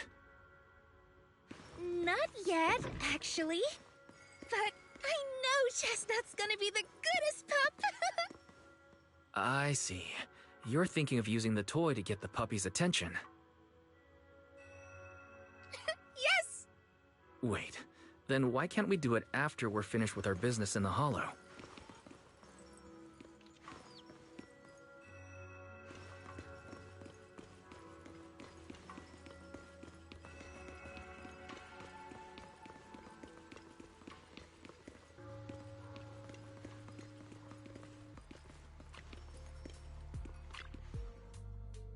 Hey there! Welcome in! Looking for something special today? If I want a little doggy to come up to me on her own, what should I get? Honestly, you don't need to buy anything to get close to a pup. Genuine kindness, some patience, and a little passion. That's all it takes to win a puppy's heart. It's true!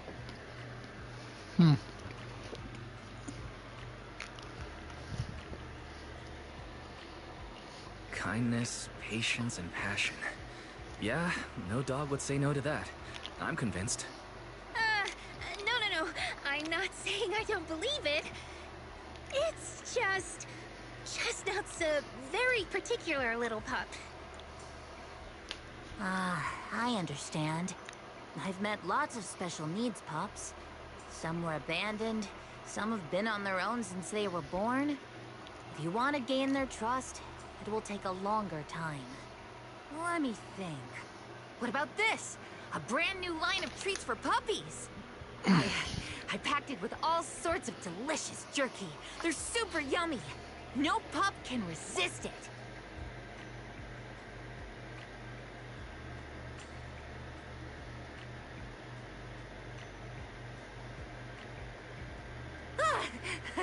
Sorry. The smell got me. That's okay. But, I don't think Chestnut would like this.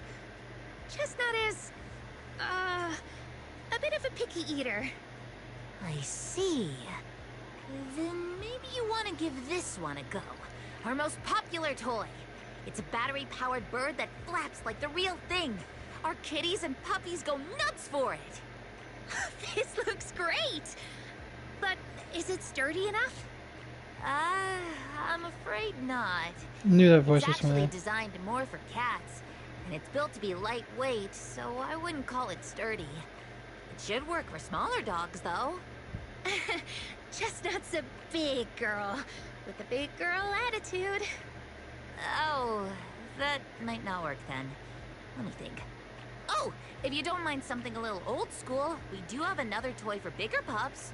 It's actually more of a pillow. It doesn't have any bells or whistles, but it's really sturdy and great for gnawing. It's also infused with a calming scent to help soothe anxious pups. People can't really smell it, but dogs usually like it a lot.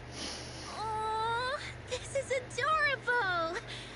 Though, I'm not sure if Chestnut would care much about the scent with her sense of smell.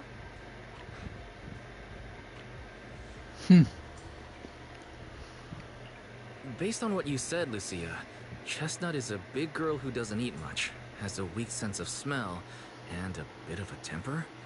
That sounds a little weird. What's weird about that? Every puppy's different. Chestnut's just got her own little quirks. I'll take this one, please. Highly recommended by Karen. This is the most durable dog toy at Fluffy. A small cushion. Wonder which special potion Lucy plans to win over with it. You got it! Hope it helps you bond with that special little pup of yours. Oh, it definitely will. Lucia takes the cushion Karen recommended and then rushes off to the hall. Better catch up quick.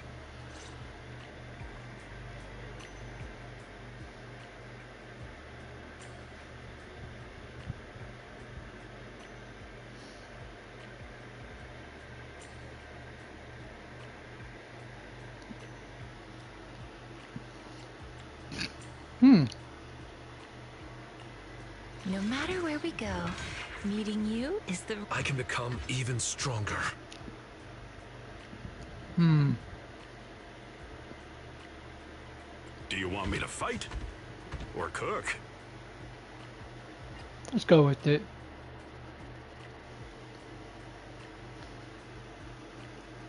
I think would be the good idea anyways.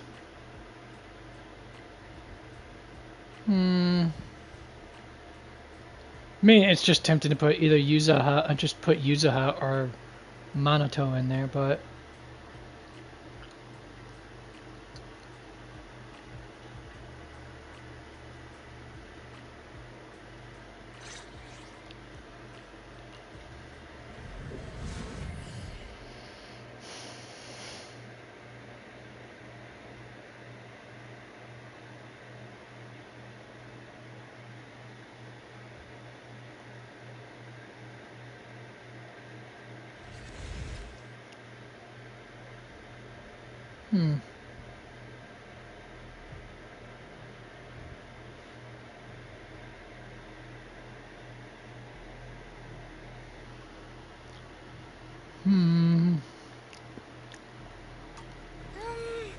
Let me think. All right, let's head that way.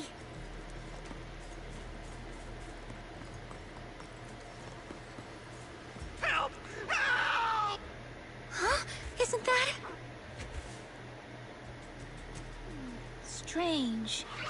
This place was nice and quiet last time I was here. Nice and quiet? You mean there weren't this many ethereals here before? Not exactly. But the ethereals here were always pretty chill. They hardly ever gather like this. What do you mean by chill? Thank goodness you guys are here. I was this close to being killed. That sneaky little hottie totally set me up. Huh? Which Hati are you talking about? Among the pack of ethereals that surrounded you, I didn't see any. Oh, maybe you didn't see it. There was a smaller Hati, just about waist high. That one right there. It lured me all the way here and got me ambushed by all those ethereals. Never heard of anything like that before. An ethereal pulling tricks on people? How did it trick you? It ran ahead like it wanted me to chase it, you know?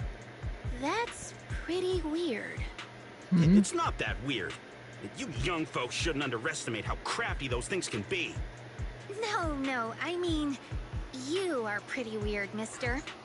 In the Hollow, most people run away from ethereals. That little Hati from earlier, if you want to dodge it, it'd be easier than a Thanatos dodging a blast crawler. Why did you even chase it? I didn't chase it. Look, I was minding my own business in the Hollow, and that Hati ran at me out of the blue, with a whole pack of ethereals behind it to ambush me.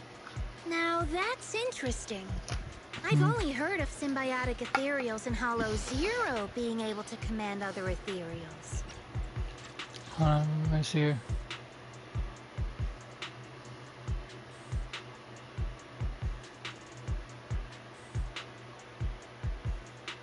His story changed relatively quick, doesn't it? Maybe that little Hati has what it takes to be the next Nineveh. I don't get what Coming you're in? on about. You run into ethereals in the Hollow, you eliminate them. That's just the way it is. She's a good Instead girl. of taking down that ethereal, you're now blaming me? That is just absurd. No, you are absurd, my friend. Sir, with all due respect, my friend here just wants to know what happened to you. Plus, she just saved your life. Now really isn't the time to point fingers, is it? You! Frustrated by the question from Lucia that he couldn't answer, the investigator snaps and storms off. Roxy, do you think I'm absurd too?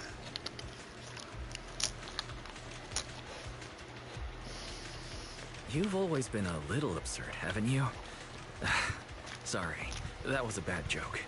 What I mean is, ethereals are dangerous, sure, but people can be too. I don't think you're wrong for being cautious. Ah, I knew it! Wise, we're totally in sync. Like how Ahriman and Spectre always find each other in the dark. Plus, that investigator earlier was quite the weird one. I mean, that's the first time I've ever heard anyone accuse Chestnut of hurting someone. Hold on. Who's Chestnut? You don't mean that Hati the investigator was talking about, right? Yeah! Chestnut is a good girl. Ever since I met Chestnut, she's never harmed anyone from outside the Hollow. More than once, she quietly led me to injured investigators so I could help them. This one time, right around here, my carrot stopped working. Chestnut just happened to stroll by and guided me out. You mean a Hati is working as a rescue dog in the Hollow? That's even wilder than the research you mentioned earlier. There's other reasons, of course, but I trust Chestnut. She's always been gentle and kind. What's strange is, the last few times I saw her, I kept feeling like someone was tagging her, tracking her. Just like that guy from earlier.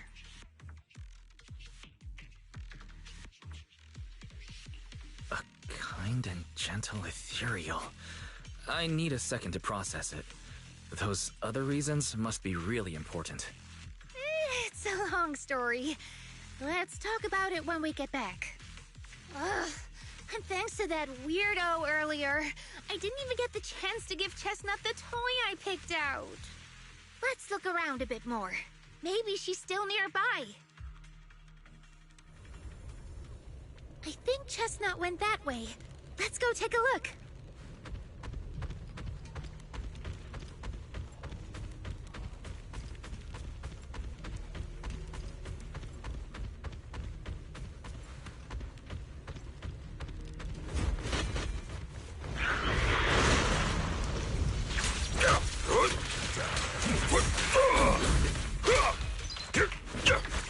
A little reward.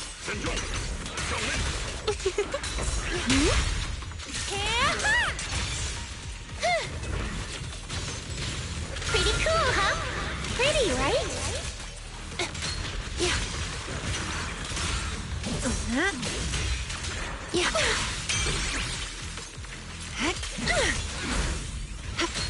The ending's already written. Rest in peace. Your behavior won't be tolerated! Oh.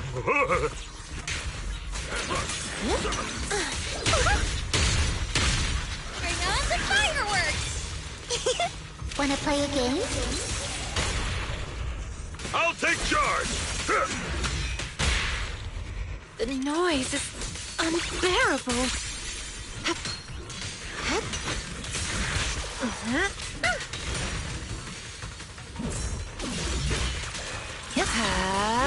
Let's see you handle this. The next page is the ending. Chestnut, I know you're there. You didn't hide your tail properly. She understood that? This is too freaking adorable, She folks. always understood me. Aw, you don't like it? Just give me a few minutes.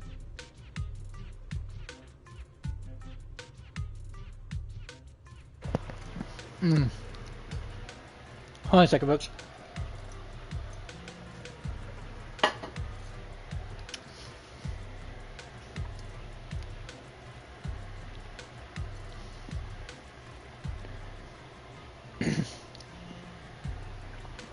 Although this is the closest the closest Chestnut has ever gotten to me.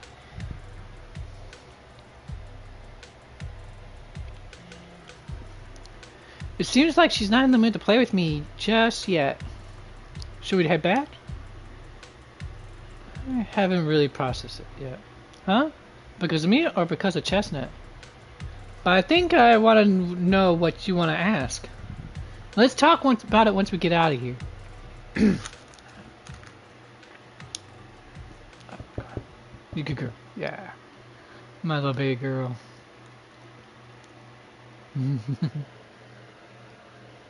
She figures this is the only way Dad gets to spend time with her. Like this. You leave the hollow with Lucia and return to Silent Bay.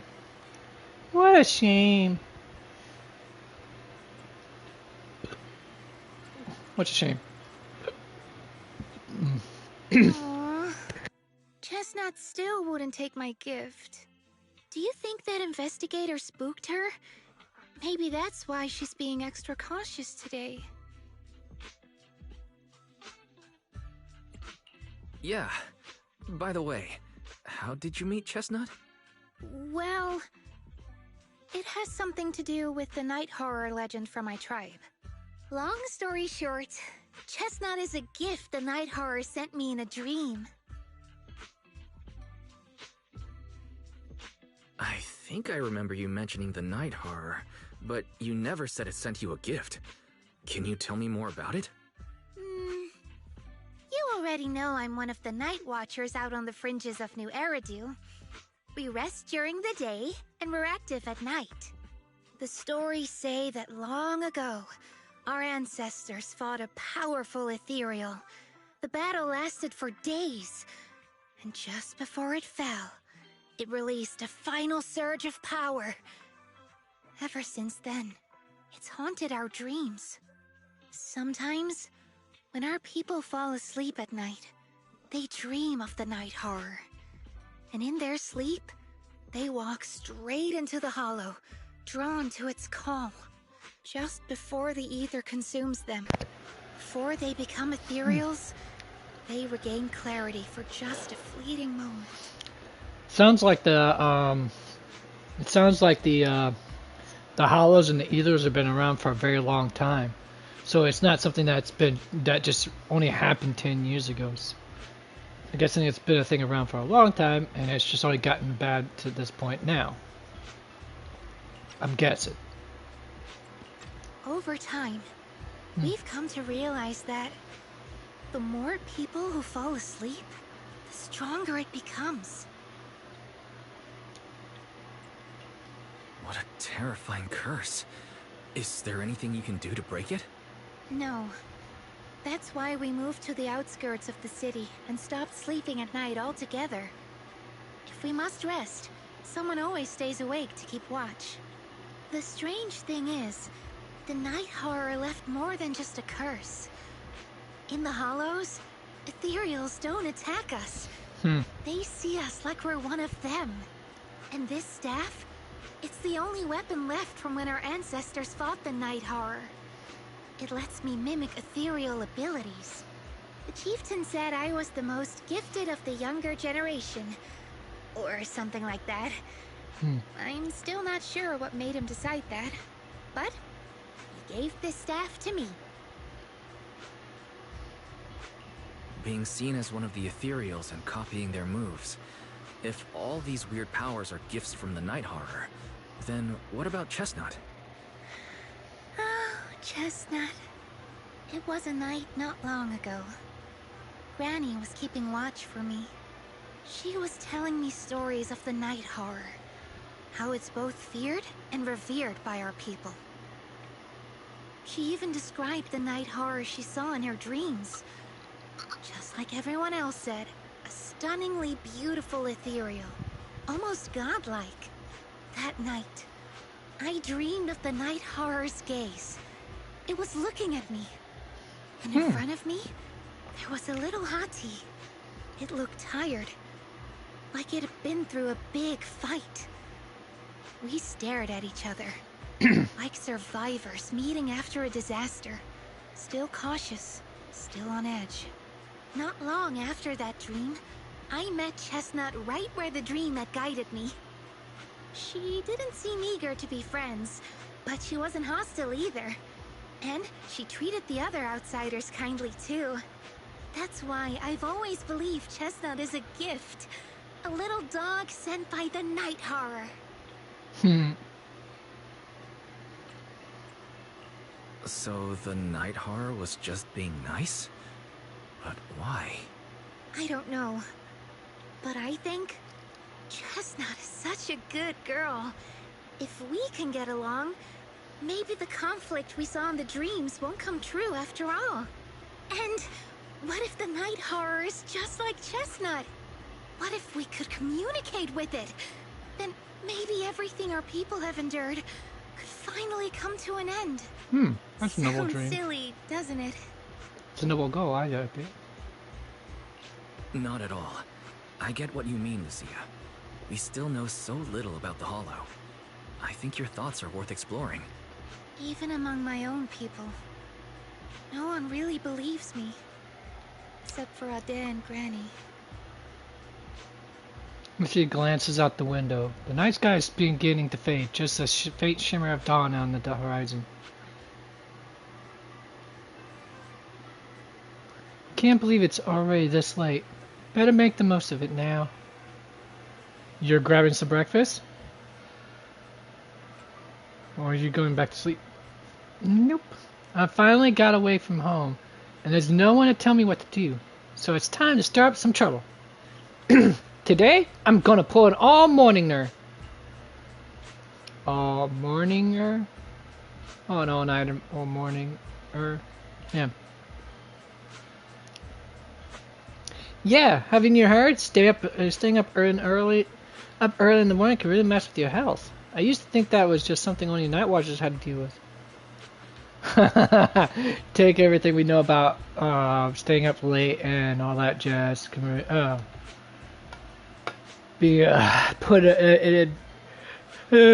it on its head. It's hilarious. But later I found out that whether in the Outer Ring or in White Peninsula, everyone looked just as lost and lifeless in the morning. People sleeping, standing up in the cable car. Some stumbling into bamboo charging stations with their eyes barely open. Others drifting into herbal tea shops asking for coffee. Clearly, they're all taking damage from pulling those early morning hours. Actually, it's because they stay up all night. Really? But they just need to get some sleep in the morning, like Grandma told me. Besides, I clearly remember, Wise, when you wake up early, you also... Wait, we're getting off track. It's actually about Chestnut. I heard that people often take morning walks with their pets along the beach at Salem. Should we go check it out? I want to learn, how do others get animals to like them? Aww.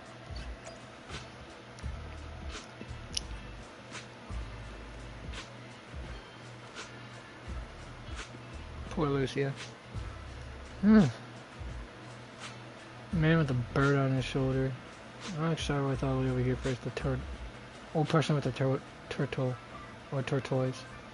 Assuming it's fits in line. Oh, that looks more like a tortoise than turtle. But yeah. Hey, lassie, what's up? Hi, sir. Are you taking your turtle for a walk? The composed turtle raises its head slightly, nodding gently in agreement, or in acknowledgement. That's right. Old Buddy here was my grandfather's good friend. He passed it down to my dad, and my dad passed it down to me. Technically, I should call it, you know what? Let's not get into that. Your grandfather's good friend. Lucia count on her fingers, trying to figure out the generation relationships between the two other. You're looking at 3 generations of elderly folks. Don't know why you need to count on your fingers. The grandfather, the father, then this elderly man right here. Now, assuming that that's 3 generations alone. If you count, that's 3 generations easily, maybe 5 tops. But then if you want to count how the turtle is now, hey, what? What are you pawing at me for, you booger butt?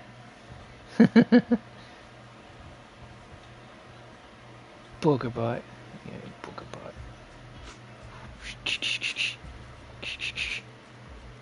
butt. Well, bring your bone here. We'll play fetch if you bring your bone.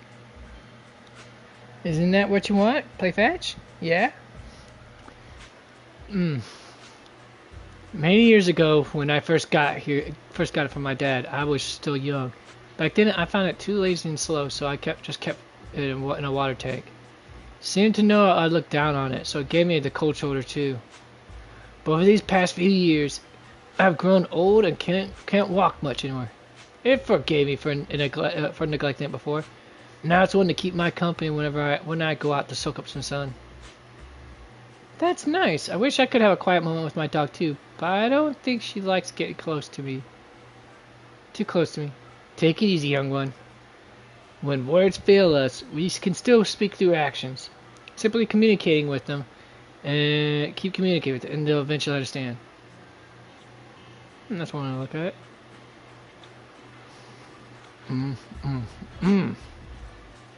Yummy. What? What? You want some of this? Take a smell. See? Smell it. Yeah. What do you want then? Ooh. Unfold my legs for a second. Ooh, gotta get those legs stretched out somewhat as well. Wait. Where's your bone at? Oh, you just want me to pet you and play with you, huh? She just wants my attention. Oh, that's all she wants right now. My undivided attention.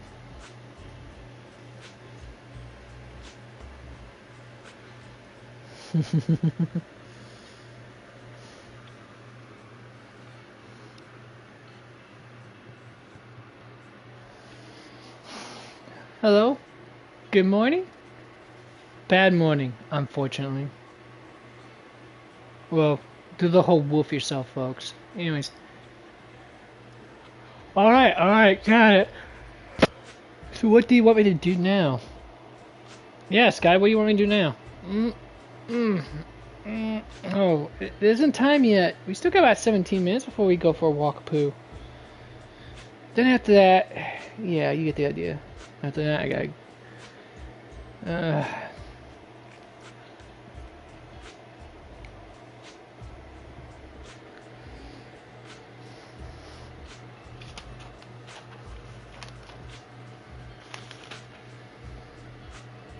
didn't bother plugging this in, did I? Let me do this real quick just to see what the charge is at.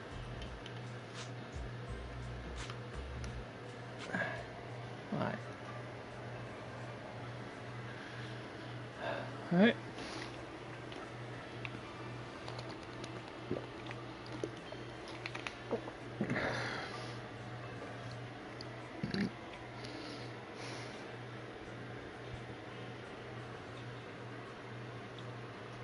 Yeah, I thought so.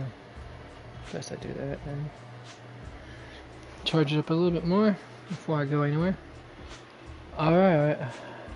The cocky little dog barks loudly a few more times, mixed with some impatient sneezes. Then he lifts his head, turns it around, a clear sign he wants to leave. The girl walks him, heaves a heavy sigh and turns to ask Lucia. Sorry, what were you trying to say just now? I want to ask how you and your dog usually get along. Oh, it's simple. He screams at me, I obey. If I don't obey, he screams and then I obey. He always manages to cause even bigger trouble, and all I have to do is follow his bark and call. Well, damn, I could use a girlfriend like that. I'm just kidding. We are a heartless tyrant with endless energy, and his poor slave. That's pretty much it?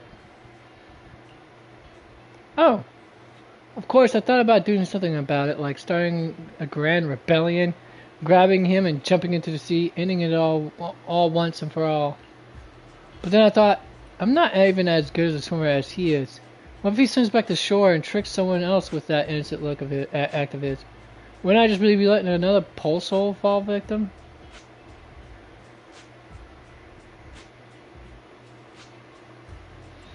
Compared to him, Chestnut is actually pretty friendly.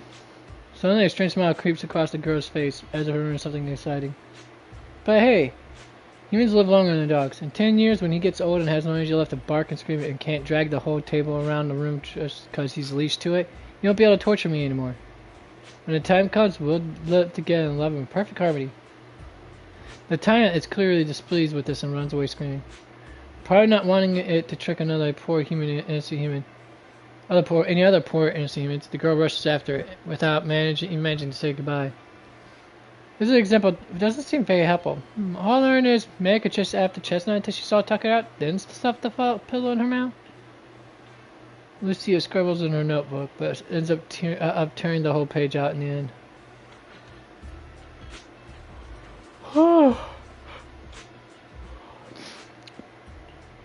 Wow. Want to say hi to her? Hey there, little birdie. Chirp, chirp. So cute. It's rare to see a bird willing to perch so docilely on someone's shoulder. She's really friendly with people. If one of my dogs would rely on me like that. There may be a chance she's just being lazy, not wanting to flap her own wings. And just wants to use me as her personal ride. Chirp. The little bird pecks the man's ear hard. After the man begs for mercy, the bird gently nudges her beak against the side of his face. Wow, you two are real close. I get it. Animals can be moody sometimes. And it seems we need to be good at having patience, but also seize the right moment to create opportunities for communication. That's right. I trust she won't hurt me, and she trusts I won't hurt her. Everything else is minor. Though, honestly, this one did hurt her quite a bit. Ouch! Chirp. I get it. I trust that Chestnut won't hurt me. So next time she annoys me, I'll say something to make her angry. When she gets mad enough to bite me, I'll apologize. No, please don't. No worries. Everything else is in minor. Chirp, chirp. Exactly. It's just like it's just a little dog. What trouble could your Chestnut possibly get into? Oh, if only he knew. So that's how you interact with animals. I've still got a lot to learn. But I feel like Chestnut is also trying hard to get closer to me.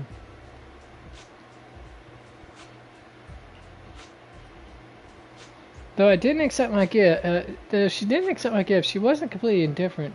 Today was the closest she's ever gotten to me. But how do I get her trust?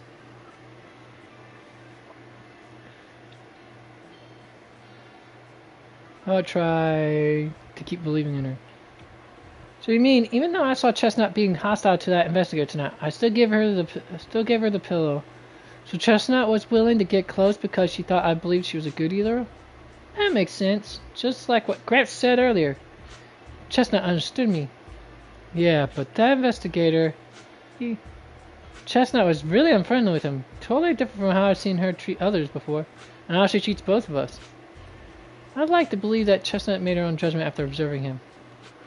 Though I don't yet know the reason. As an either, Chestnut being so friendly is already a miracle that defies nature and goes against instinct. I don't want to let her down. Probably because it's her usual bedtime. Lucia seems pretty sleepy already. Looks like you're getting sleepy. Alright, tonight's Hollow Bedtime Tales ends here.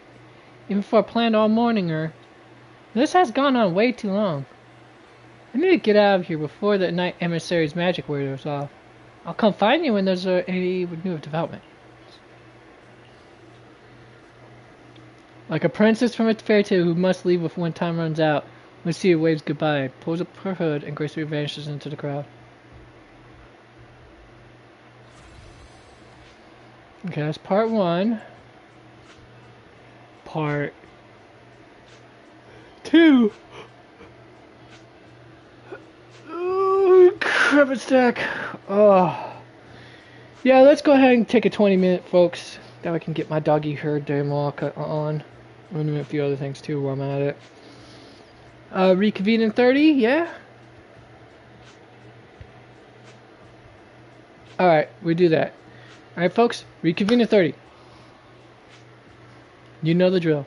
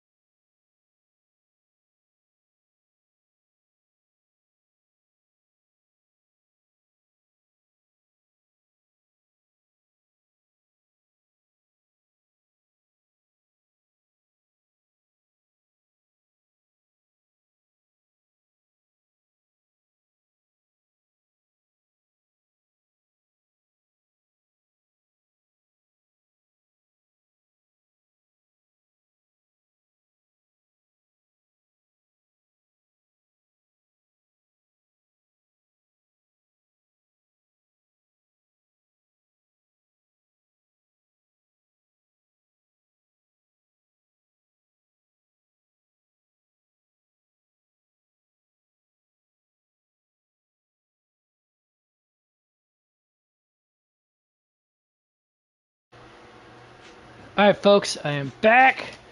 Let's get to it. Well, at least we'll get to it as soon as the rest of y'all come back.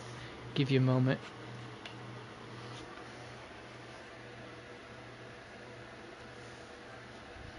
Until see if I can order myself some grub.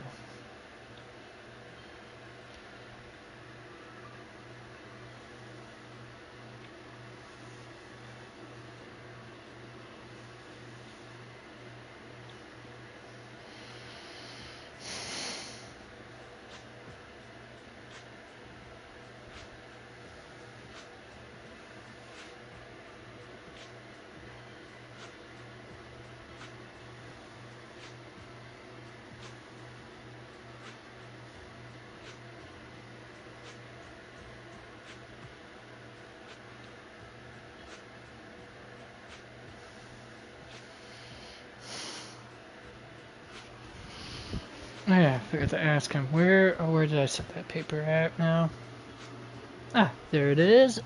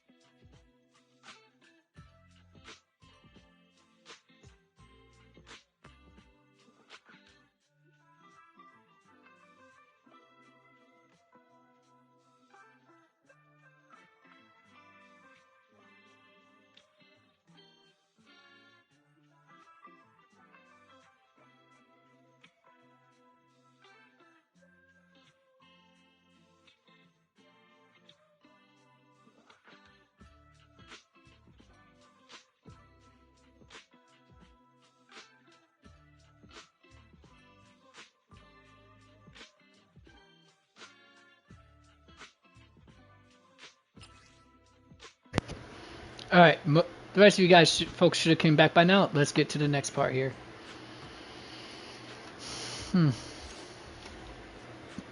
There's no fixed bedtime at home. You just need to remember to turn off Belle's lamp. But tonight, a familiar visitor will be dropping by.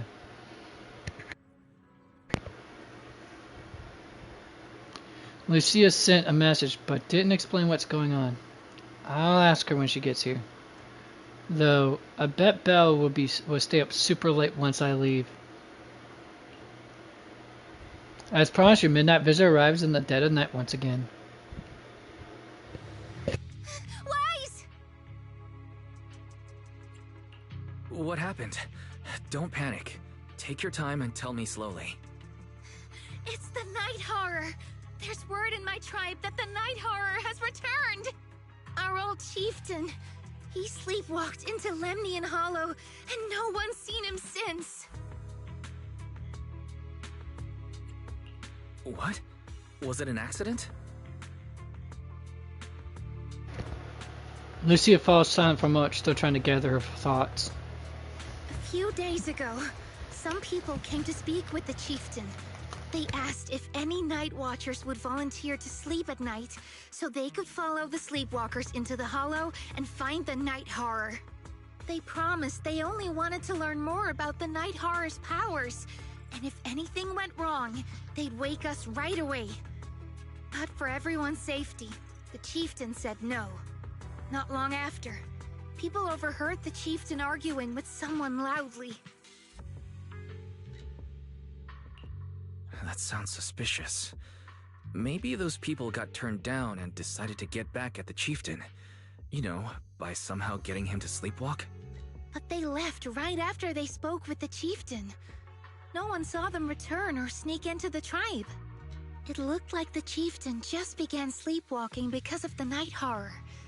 And following the fate of all night watchers, returned to the Hollow's embrace. This whole thing doesn't feel right. I've been carrying the staff he gave me, and I still remember his words. Maybe all night watchers will eventually embrace their fate, sleepwalking back into the Hollow and becoming one of the ethereals. But until that day comes, we live as people. We live our lives to the fullest. So if anyone took I can't away eat the anymore chance right of him now. living Oh, my his belly life feels to like the it's gonna fullest, blow up. even if it was It's the gonna Night explode. Horror itself, I need to know why.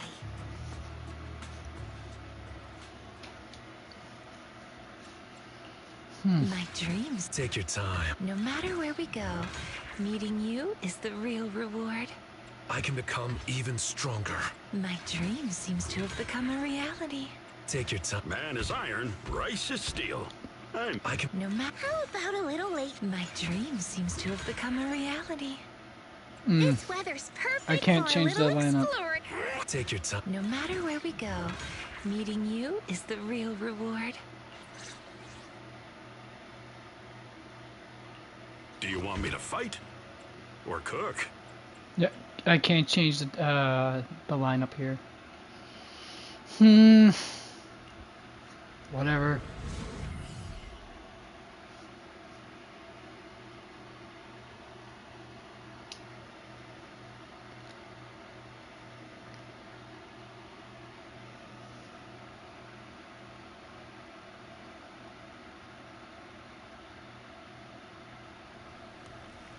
This is a spot I was told about earlier.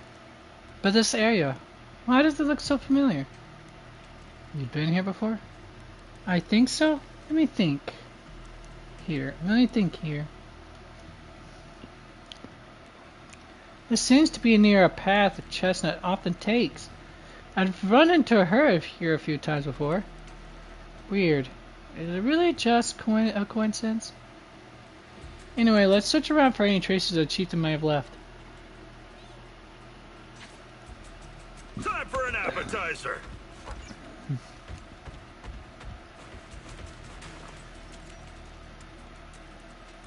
Leave this part to me.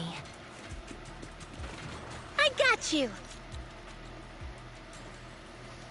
Leave this part to me. Fall back, Hari! Lucia, I'll face the enemy head on. Please, enlighten me. A crossroads. I see marks by the roadside. Let's check them out.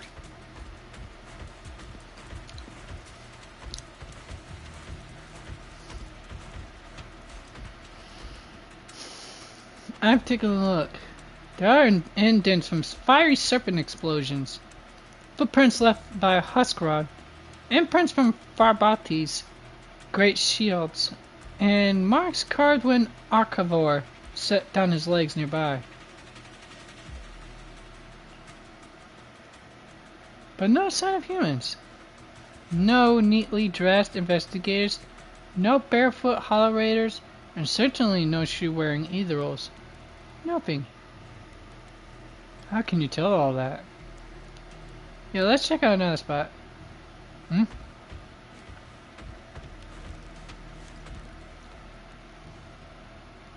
Lucia carefully examines the footprints on the ground. Hard to believe that we almost missed such an obvious clues. Should be this way. Are you sure it's the chieftains? Well, to be optimistic, I think these look like footprints left by members of the Night Watcher tribe, searching for the chieftain after he went sleepwalking and disappeared. Besides, this area is usually deserted, yet there are multiple sets of footprints, all fresh and undisturbed by ethereals. If it wasn't about the chieftain, we should still check it out.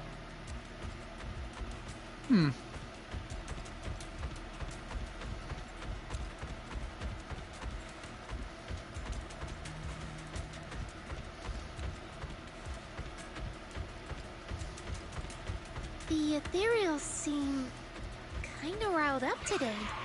How could you even tell that? Attacks are hard to... See the glow around their cores?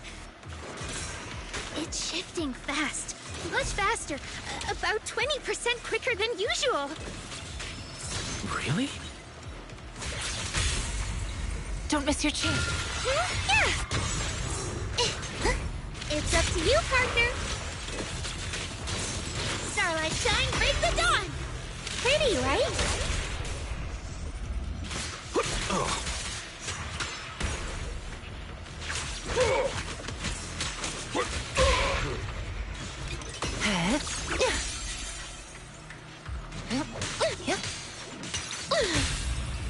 Don't miss your chance.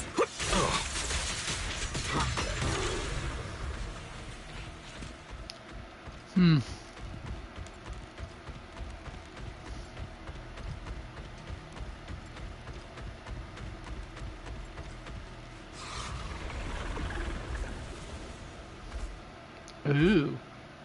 We got a tough one on our hands here. It's a hater. You know this ethereal, Lucia? Don't tell me. The chieftain. No, not like that. But if the chieftain had turned into an ethereal, he would be a far stronger one than this. As expected of the chieftain, I guess. High-rank ethereals never get along. So if one is flexing its muscle here, it might actually be good news for us. I'm not following what you just said, but if you're calling it good news, it's good news. Fine. Yep. But first we need to deal with this little troublemaker. It's being a menace.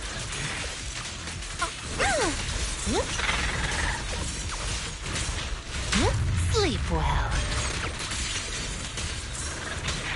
Your behavior won't be tolerated! Breaking through! Oh, it's a boss. I thought I was fighting an elite.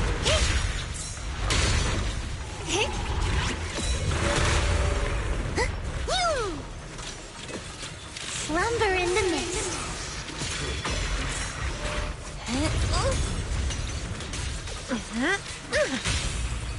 Don't miss Eat their purge!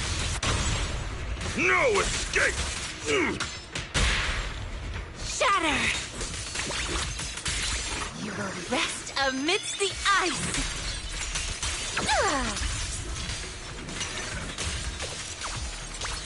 I knew it wouldn't be that easy.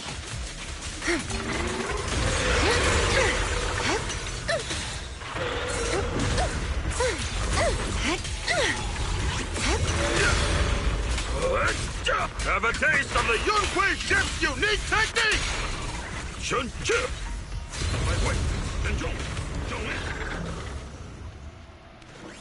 Lucia walks around the area and finds a few markers, which seems to put her more at ease. I hate to break it to you, but that ether we just saw was definitely a hater. They were all exhausted priests before turning into ethereals. Why? From what I know, making hater requires some prep work, so to speak. It's the Exalted's exclusive cheese, made with unique techniques and extra long fermentation. Sorry, I suddenly lost my appetite for cheese too. Let's talk about something more cheerful. The people who came to rescue the chieftain had left a mark.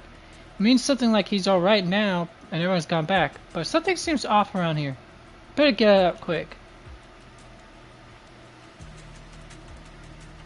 I didn't even notice there was a mark. Sometimes night watchers encounter more troublesome situations in the Hollows. To let our kin know about our predicament, we've established a unique and comprehensive system of markers. The message left behind this time, it matches what I felt. So should we head out now? Hold up, I got this feeling that something's making the ethers around here restless. Look carefully, we might find something good. And I haven't seen Chestnut today. What I mean is, since the chieftain is fine, we should continue our previous research until we get new information. If I remember correctly, there should be an ether around here that's perfect for research. Oh wait, I'm not doing it right. If I remember correctly, there should be an ether around here that's perfect for research. That would be Chestnut, right? You just want to play with Chestnut. Yep! Lucia keeps scanning his surroundings, wondering why the ethers are acting so strangely.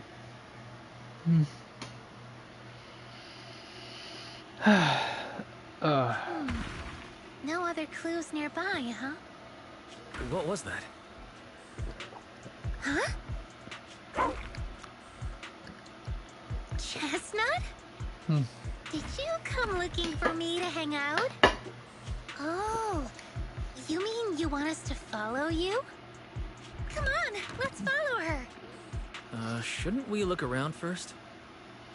Let's go! We've entered the Hollow so many times, but this is the first time we've had a tour service. She's such a goober. Watch out for ethereals, Lucia. So enthusiastic. I didn't mean Chestnut. Emergency! Excuse me, coming through. Sorry, pardon me, coming through. Sorry.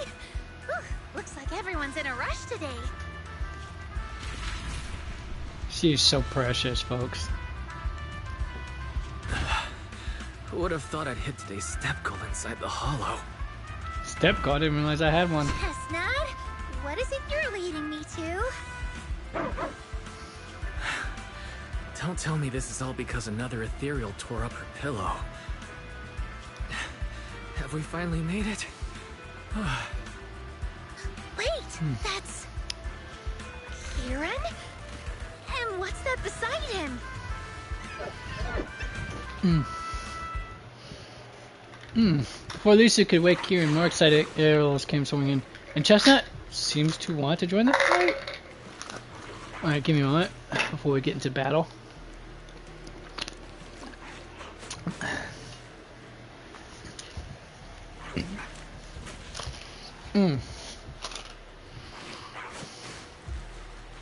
Chestnut? In my dream, a Hati helping us fight against other ethereals? Watch out, Chestnut! Here I come! It's showtime! Faithful companions! Here's my call! Wanna play a game? A little reward.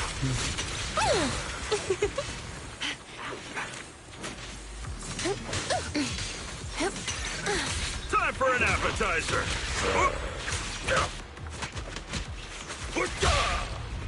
Don't let them get away! Last breath!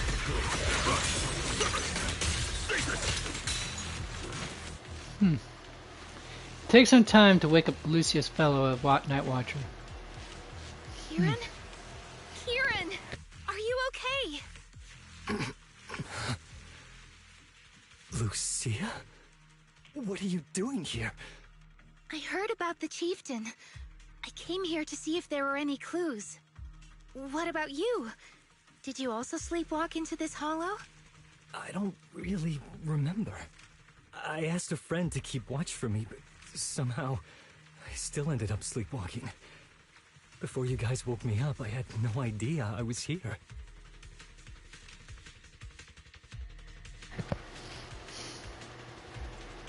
Something doesn't sound right. Friend of yours. Can he be trusted? I don't know. I saw him as a friend. It could be that hollow investigator we saw Maybe he earlier. didn't see me the same way.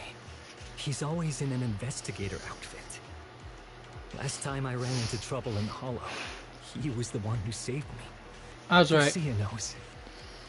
When things go south in the hollow, we Night Watchers are always the first ones to be abandoned. It's rare for anyone to turn back for us.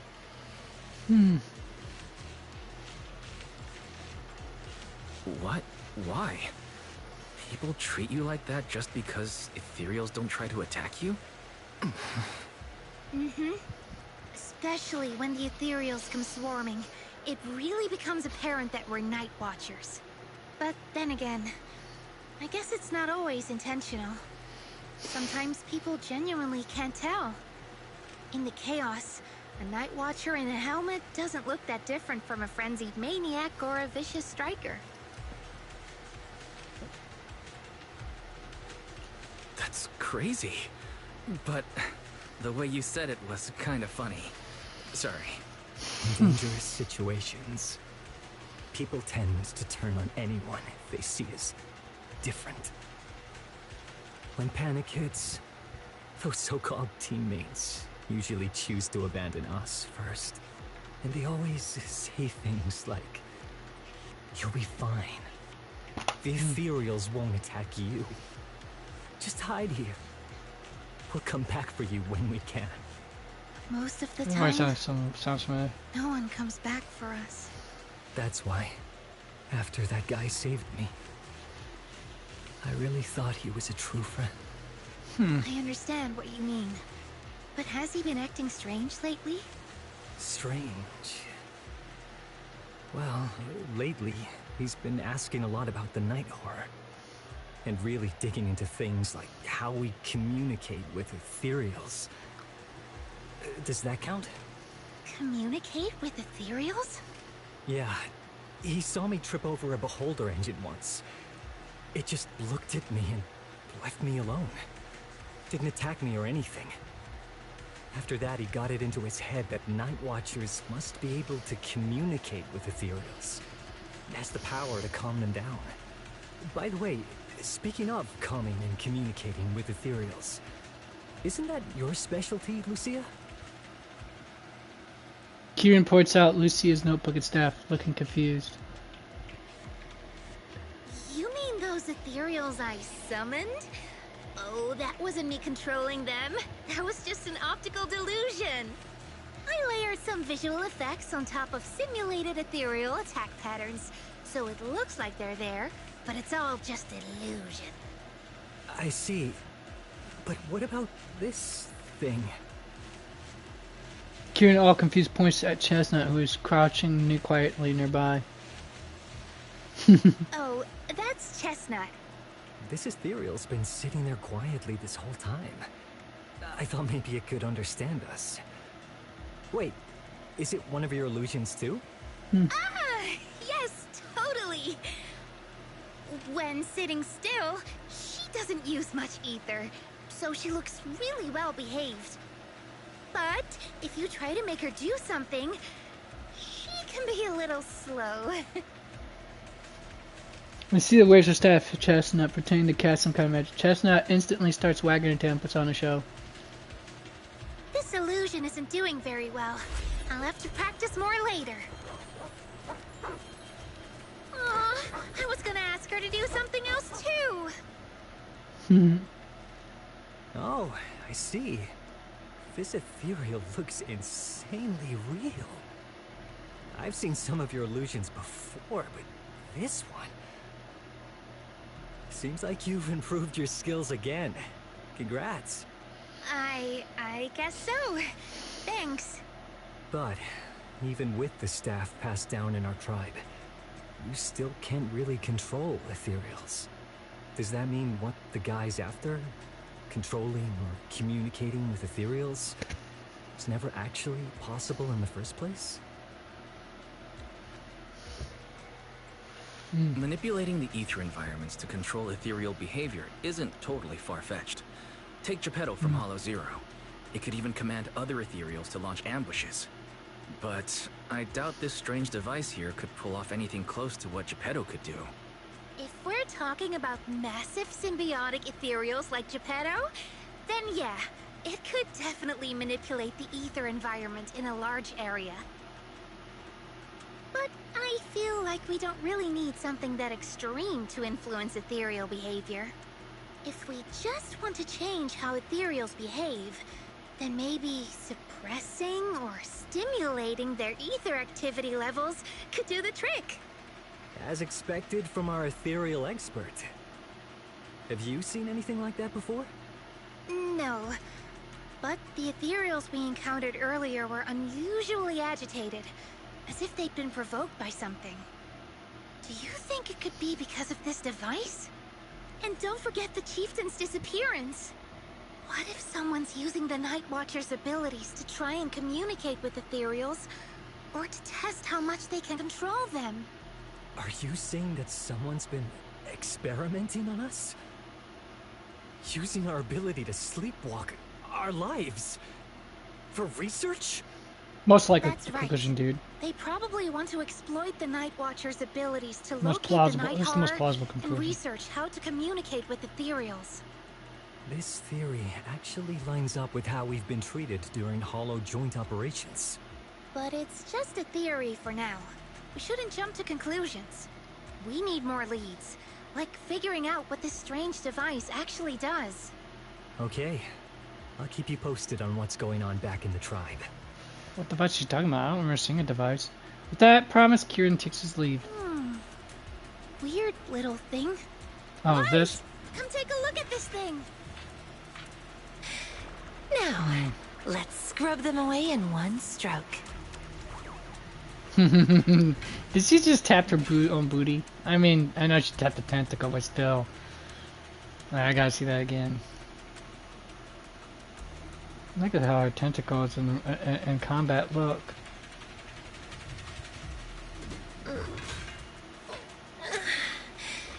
Now, let's scrub them away in one stroke. Okay, so she was tapping her tentacle, and her tentacle was trying to wrap itself around. Like, can't blame the tentacle. She's got some nice looking thighs. Anyways. But anyways, enough of the degeneracy. This device looks like some kind of ether amplifier. If I'm not mistaken, the way it channels ether is somewhat similar to my staff.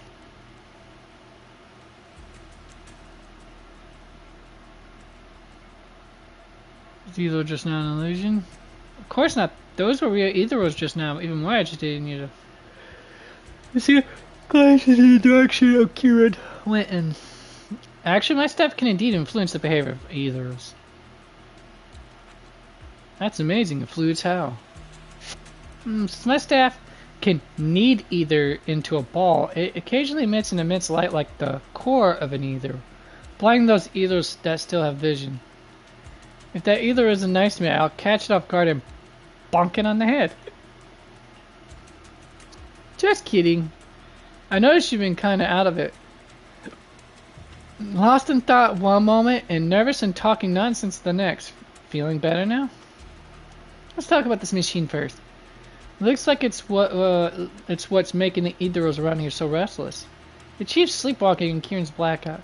They're probably connected to whoever put this thing here. But who could have done this? The person behind it all.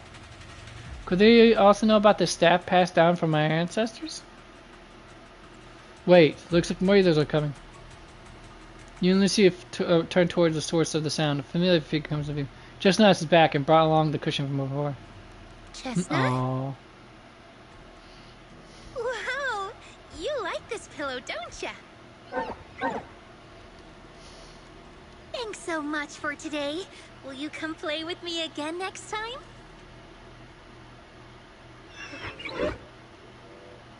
Yes, he'll come too. It's a promise then.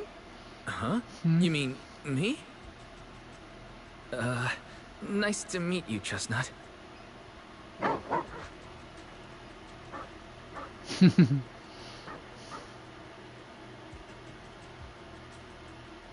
At Chestnut's enthusiastic invitation, you pet its head and tail. It's just as hard as you imagined, and you can even feel the violent ether flowing through its body. But this violent ether formed... Oh, crap. After you and Lucia spent quite a good time playing with Chestnut, you reluctantly say goodbye and return to Phylum Heights. Crap, I couldn't even get to read that part of it.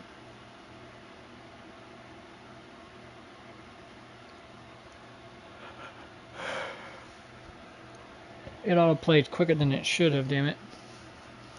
Dawn approaches. It's about the time Lucia usually leaves, but she seems to be deep in thought about something. Lucia, what's on your mind? Oh, it's nothing. I was just wondering why the chieftain chose to give me the staff. If a family in Eridu had been holding on to a secret weapon, you'd expect it to go to someone powerful. Someone who could last the longest in the Hollow.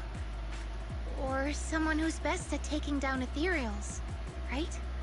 Not that the Night Watchers believe whoever slays the most ethereals is the strongest, but I don't exactly have any other qualities that stand out.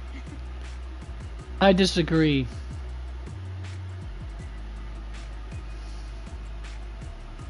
Your outstanding quality is your willingness to communicate with the ethereals. That's what I think it is. But you really know the ethereals. The staff is a relic left behind after the Night Watchers confronted the Night Horror. Giving it to the person who understands the Night Horror best totally makes sense.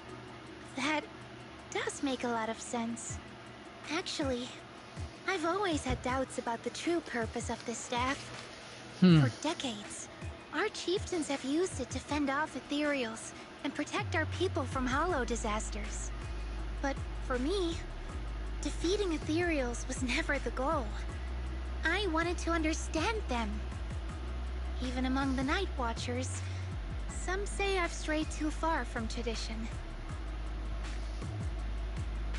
Right. You've always had a special interest in ethereals.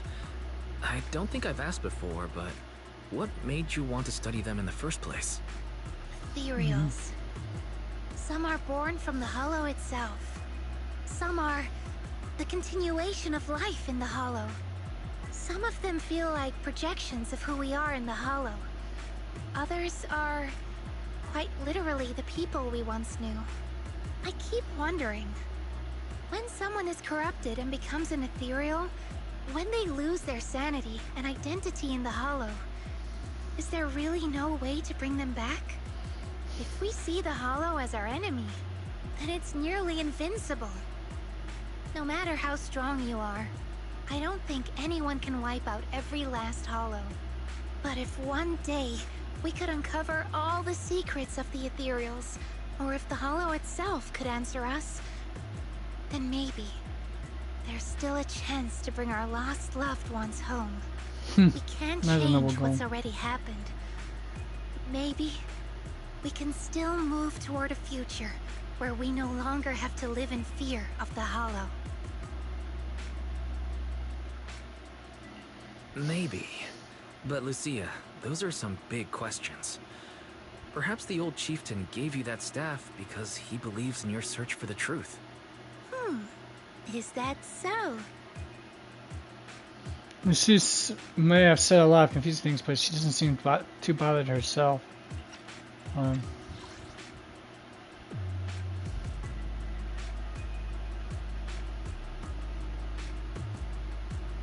Yeah. Because she wants to pursue the truth, no matter where that truth leads.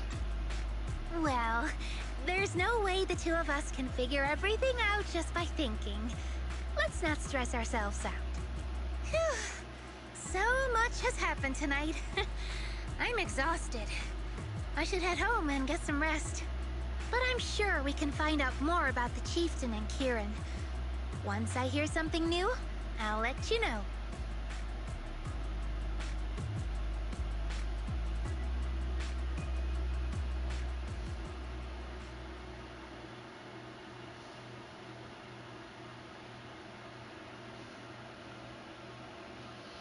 Oh, sorry, folks. I'm starting to doze off here. It's hard to believe that I touched the Neither. Finally, one that invited me to pet it. Wow. Following Lucia always leads to fascinating experiences. I wonder what will happen next. But I'm really sleepy. I should go get breakfast for Belle first. What if she went to bed early last night and wakes up early today? Yeah, big what if, huh? Alright, let's finish up this last round.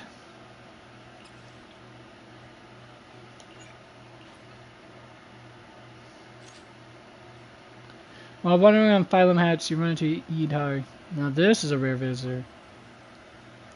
Lucia said she had something super amazing to tell us tonight, so she asked us all to meet her at Mystic Wares. But before she said a word after rushing here, she got some message from someone called Kieran, and just left right away. Yuzuha and the others were also completely confused, but since the families were waiting, they head back home. Though I think you might know what's really going on. What else did she do? What else did she? If you know about it, then I can rest easy. Lucia says she and Chestnut are waiting for you and wants you to meet them at this spot. Yidhari hands over a page with notes, clearly hastily written and torn from Lucia's notebook. Let me tap quickly over you right there. Let's wait until you get back, then you can tell me what really happened. Whatever she does just for it had better be worth it, or else she's gonna have to treat us to Yum Cha scene at the very least. You sound kinda like Yuzuha when you said that. I can't hide anything from you. We'll wait outside the hollow for you to bring Lucia back. But who is Chestnut? My dream seems to have become a reality. Take your time. Man is iron, rice is... Good day, Lord Phaeton. Do you want me to fight? Or cook? The anticipation off stage. Man is iron. I wouldn't say his reading is. Be a hero. Do you want me to fight? Or cook? Are we heading out? Let me pack some food.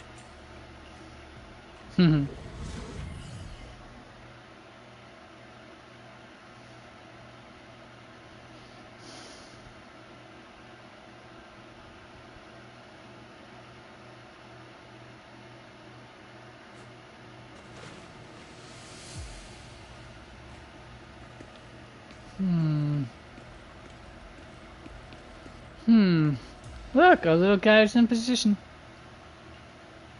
You're so smart. Many times I look at this whole thing feels so weird. Wise? What are you muttering about? We're deep in Lemnian Hollow now.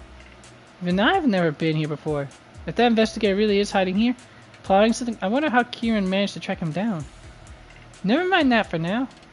The terrain around here is pretty tricky, so stick close to me and our guy Chestnut. Chestnut seems particularly excited. Seems like she was pretty happy with that hollow adventure last time. Give them a taste of Yunque soup. Let's just follow Chestnut.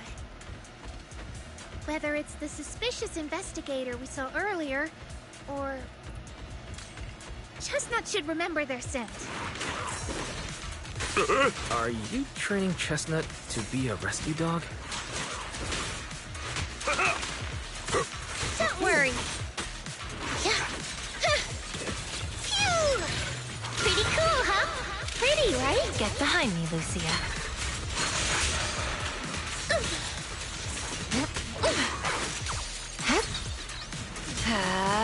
Don't worry, one swing will do.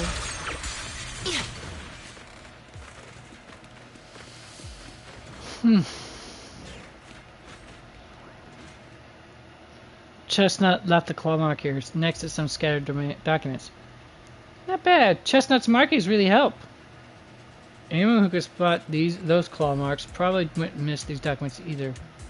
Is Lucia doing positive reinforcement dog training?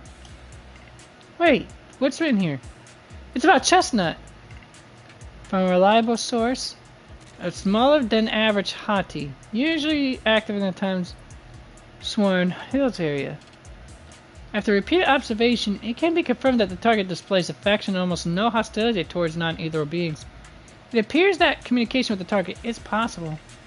Chosen as the research subject, the capture plan is as follows.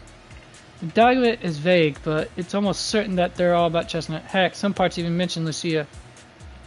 Just as I thought, that person was after Chestnut from the very beginning. We need to find them quickly. And what does reliable source mean? Could someone be feeding them information about Chestnut? That was a very good question. It can't be Kieran, could it? Oh, it might be. A phone that was left behind in her damage, but not fatally. What the? Looks like that person's phone. Should we check it out? See, Mia turns the phone on. So she does know how to use electronics. Thank you for your referral. Our collaboration has been going quite well. However, allow me to bring the news of that hottie to that gentleman. I'll be seeing you next time. Oh no. Even if we have the chance to meet again, you likely will recognize me anymore. So, farewell.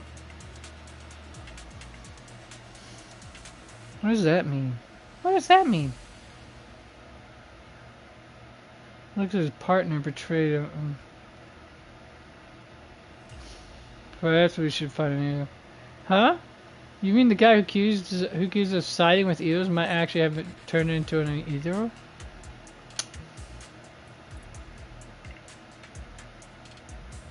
Okay, it's not your fault. No, it's not that. I was just thinking, if we'd save him in time, wouldn't it have been fun to see the face of that person who was so eager to say their final farewell? I'm confused. So did he die or turn into either?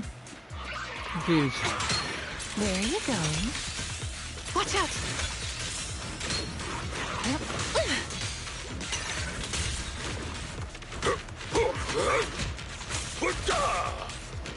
Breaking through!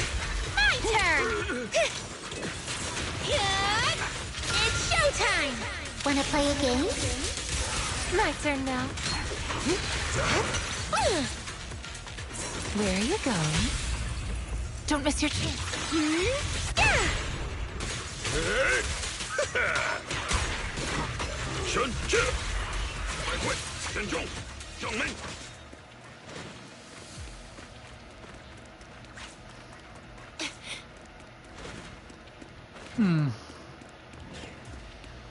What did I miss and what did I pass? I just kind of blanked out for a second there while I was running. Alright, lost briefcase. Chestnut seems to have torn open a briefcase here. The thing inside likely also belongs to the investigator. I'm not sure what happened, but that person, or either of, must be nearby.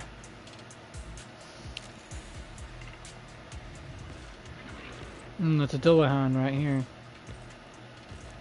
Pretty sure of that. Well, no need to look much further. He's definitely nearby. Sorry. I'll have to send you back to the Hollow.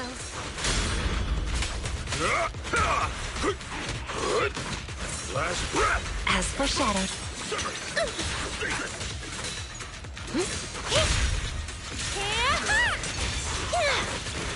It's showtime! This is your last page. Are you ready for this? The story's far from over. Ether Purge! Let me come! I feel like there's an endless swarm of ethereals heading this way. Sneak attack! Yep. They know exactly what they're after. If this keeps up, we're toast. We need to take out the amplifier now.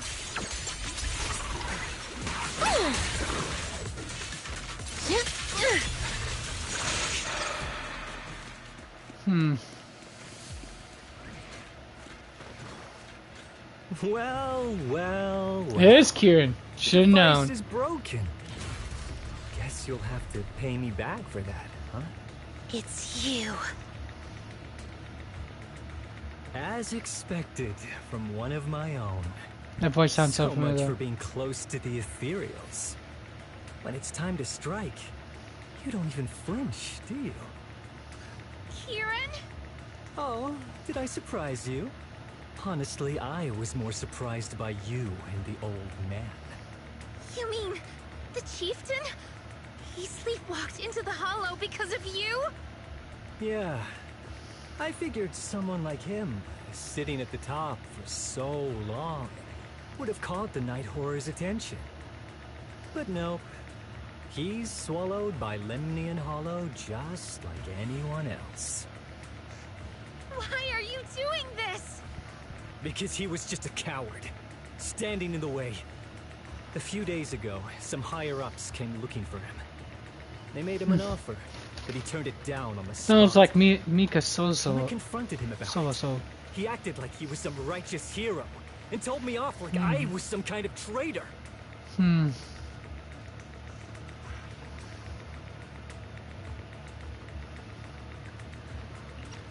Hold on, wait a minute.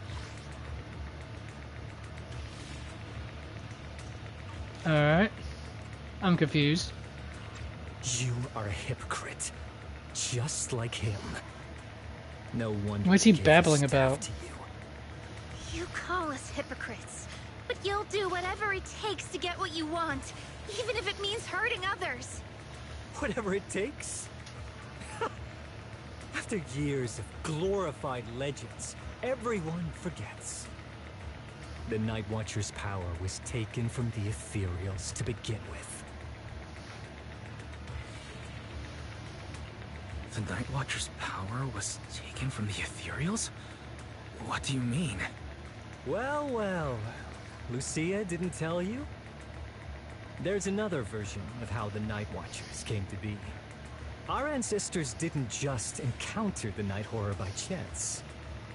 They knew what it was capable of. They knew it could control other ethereals. The entire tribe went after it, hoping to defeat it and seize its power.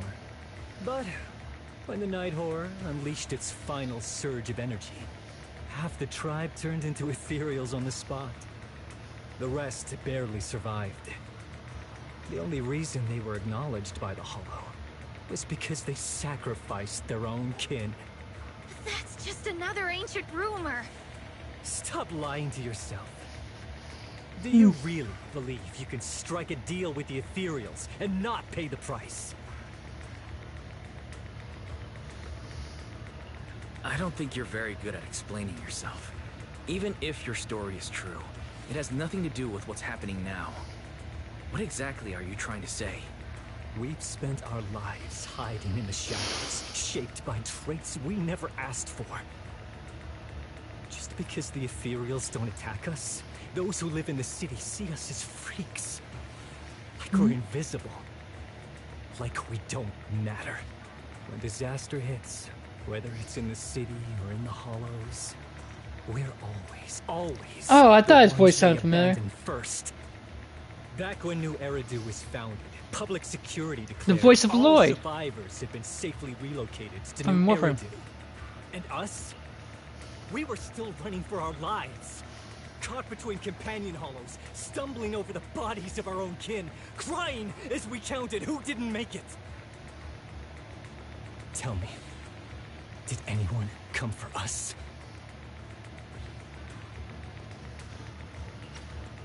I missed part of it when I was looking for something.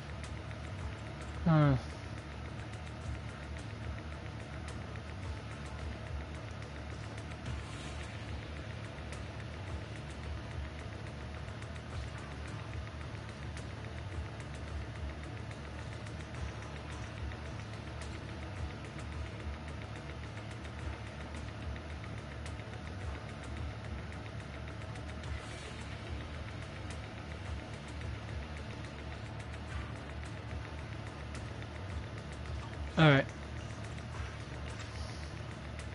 Lucia, don't you want to change our lives for the better? Even if we were to leave all this behind, it shouldn't come at the cost of our people's lives. Who are you waiting for to come and uphold justice? Being seen as kin by the Ethereals, walking freely through the hollows. This is the Night Horror's blessing! We should use this gift to earn power, to gain recognition. Isn't that what we deserve? If it means a better future for everyone, then what do a few sacrifices matter? But the price you're paying for that future, is it really your so-called gift? Or is it the lives of your own kin? It's funny that how the supposed righteous talk about sacrifice when not willing to give their own lives for that same sacrifice. What is it you really want? A place for our tribe to survive? A stamp of approval from New Eridu? Or something else? Those sacrifices were just inevitable casualties. It's nothing compared to what we gave up when we first fought the Night Horror. Besides, after the early trials, I finally found better test subjects and stronger allies to back me. Everything's going smoothly now. Better I'm guessing Are you Exaltus. talking about me? Lucia, you're so full of yourself. Though I too used to think you were some kind of prodigy, summoning Ethereals out of thin air. But now, you're just a coward with a fancy stick, putting on cheap tricks, hiding behind research, while running away from your fate! I couldn't care less whether you live or die. What is it you're after? Chestnut or the staff? Obviously both. That staff was entrusted to me by the chieftain. After everything you've done, you still have the nerve to ask for it? And Chestnut? Chestnut is my friend. She is a free ethereal. I will not let you take her away! Oh, save the speech. I've heard it all before. The Night Horror is watching over the conflicts, gifts from your dreams. But you've never even dreamed of the Night Horror. You are just making up stories to hide the fact that it never chose you.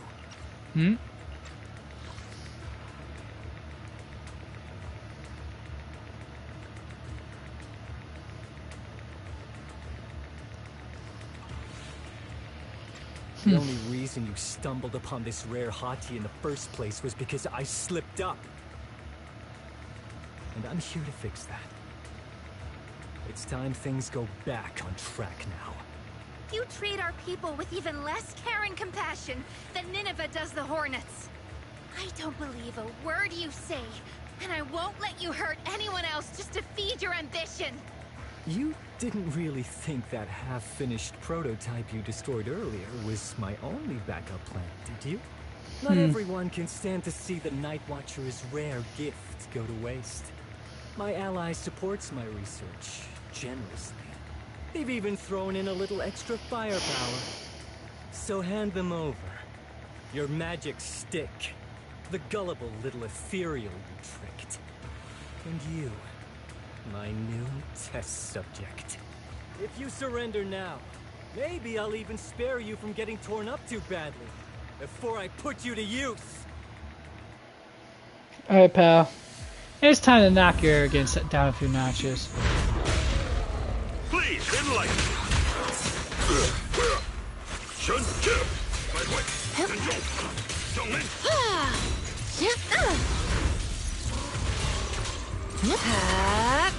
Sleep well. Have a taste of the Yunhui Chef's unique technique!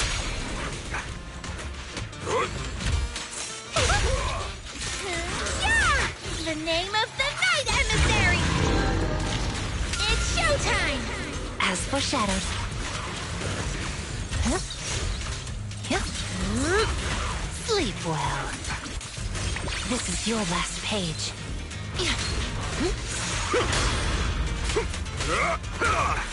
Last breath. The ending's already written. Are you ready for this?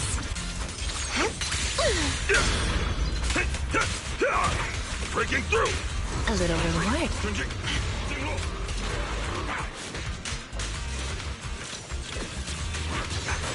Pretty, right? I'll take charge. The noise is unbearable. Fall into the endless abyss! Steady now. The next page is the ending. Woo! So that was just a warm-up.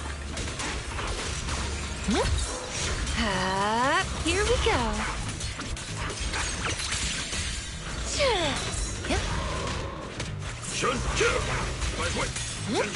Careful. This attack is gonna be tricky.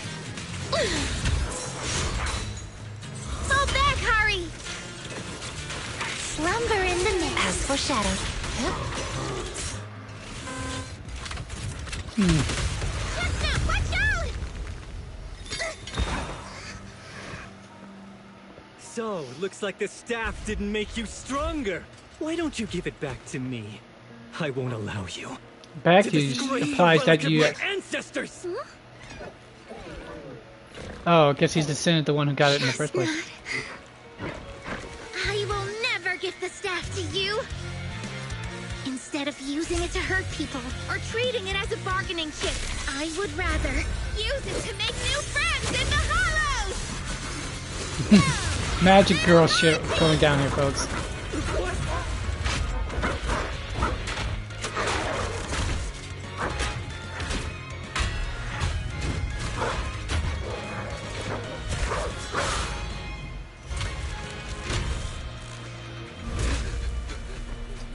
They are illusions? They're real ethereals? You're a monster! See? The hollow has answered my call. You freak! Maybe. But if you were really blessed by the night horror, how'd you end up being defeated by a freak and a little hot tea? I underestimated you. No. What you underestimated was what you kept talking about. The gift. You always saw our abilities in the Hollow as some kind of superior gift. And you see the city people as enemies who abandon us. And when it came down to it, you forgot that we've been acknowledged by the Hollow, and chose their machine instead. I was only borrowing their power. Most people see ethereals as enemies. But when you try to exploit their power and get burned by your own betrayal, it's hard to play the victim then, isn't it? When you spoke so passionately about our tribe's place in the world, I thought you understood that. Are you defending the ethereals now?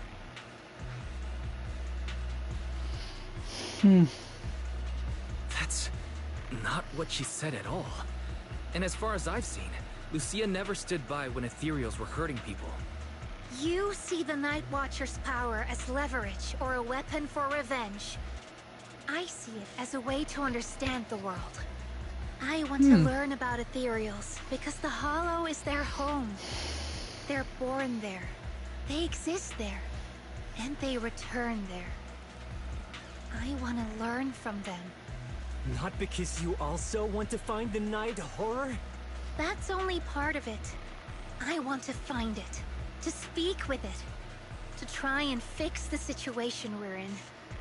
But that doesn't mean I'll stop trying to understand the other ethereals along the way. Chestnut lets out a noise sneeze from the side. I think Chestnut has something to say about this. Huh. There's still a lot we haven't figured out about her. Chestnut, I might never be able to fully understand you. This is probably goodbye for us. Nope. The sneeze stops abruptly, replaced by a soft, eager whimpering. You never said who your ally was. But I'm guessing they already know about Chestnut, don't they? That's right. I won't lie. I did promise my ally I'd bring back an ethereal that could talk to humans. He's very interested. So, make your choice, Lucia. Stay with her, wait for them to find her, and watch as she's dissected, destroyed? Or let her go deeper into the Hollow and never see her again. No need for threats. I know what you mean. People like us, strange, sometimes invisible to others. If we don't live among our own, it's nearly impossible to find someone else who's just as special, a real friend. Thankfully, I met my friends. Friends with genuine kindness, some patience, and a little passion.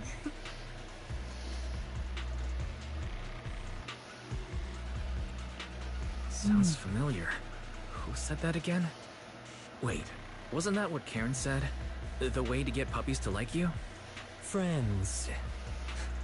You mean the kind of friend who sends 2 messages in the morning when they wake up, then leaves you unread all day until finally replying right before bed?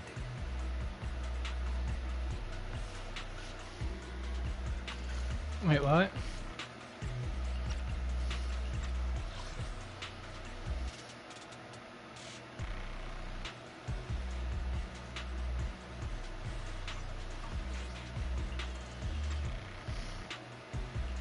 Excuse me, Mr. Noble and Talented Night Watcher. Unless you're night blind, you should be able to see me standing right here. I'm Lucia's friend, in case you missed it. See? Staying close doesn't mean you have to talk to each other all the time. We live in different moments, but that doesn't keep me and my friends apart. Now, before I say my proper goodbye to one of my best friends, Chestnut, and hand you over to public security, I've got one last question. That ether amplifier of yours, what are its side effects? What? Right before I summoned the brave little hotties, I felt a strange power surge through me. In this area, only that amplifier could have caused something like that. But what's the price? You think that machine summoned those hotties? It's impossible. You've destroyed that thing completely. And as your tribesman, I didn't feel anything unusual. Maybe it's time you face it. You're just something that can't be explained. You're an anomaly?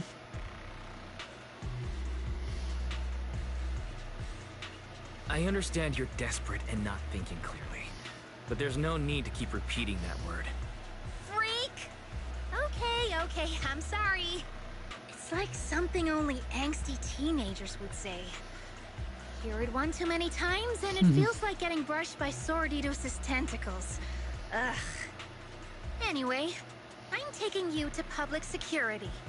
Our tribe isn't some lawless land. Now, it's time to say goodbye.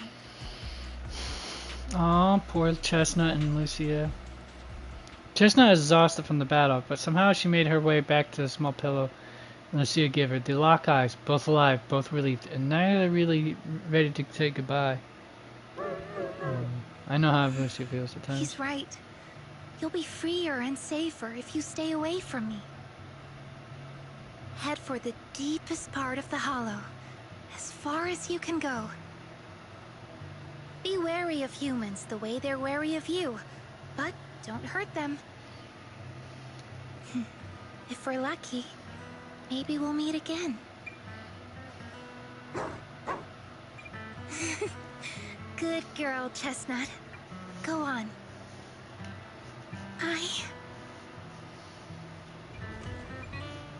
will never forget you.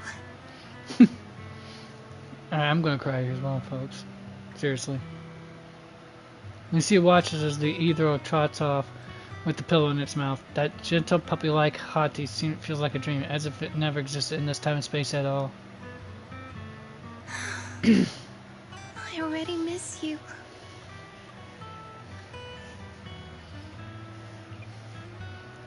Hold on a sec.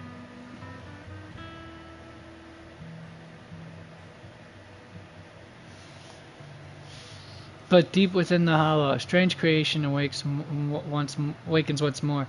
After an adventure that defies all instincts in the natural order, it returns to its body. This was a fruitful journey, returning with a name and gift given by a new friend. Now it returns to watching, the Night Watchers who gain powers from it.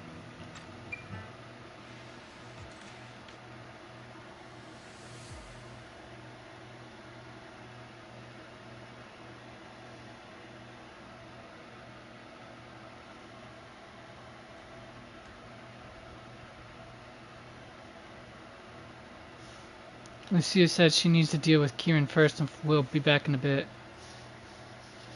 So tired. Let's take a break. So much has happened. Wonder how Chestnut is doing. Will you ever see her again?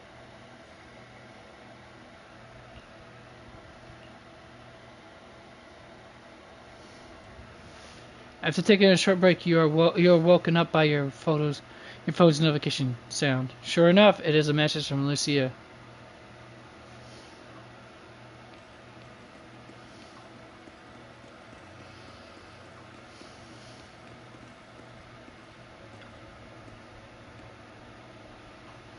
Weiss, you're finally here! Are you all done? I borrowed a vacant house from Monato, so Kieran could stay there. The chieftain said someone will come pick him up, an officer who's familiar with our tribe's affairs. That investigator who turned into an ethereal wasn't exactly a good person, but Kieran still has to take responsibility. Well, I'm glad things have settled down. But I can't help thinking, isn't there still something we haven't figured out? Like who his partner was. We still don't know anything Or about ally, Kieran's ally. There might still be someone out there waiting to take advantage of the Night Watchers. It's unsettling.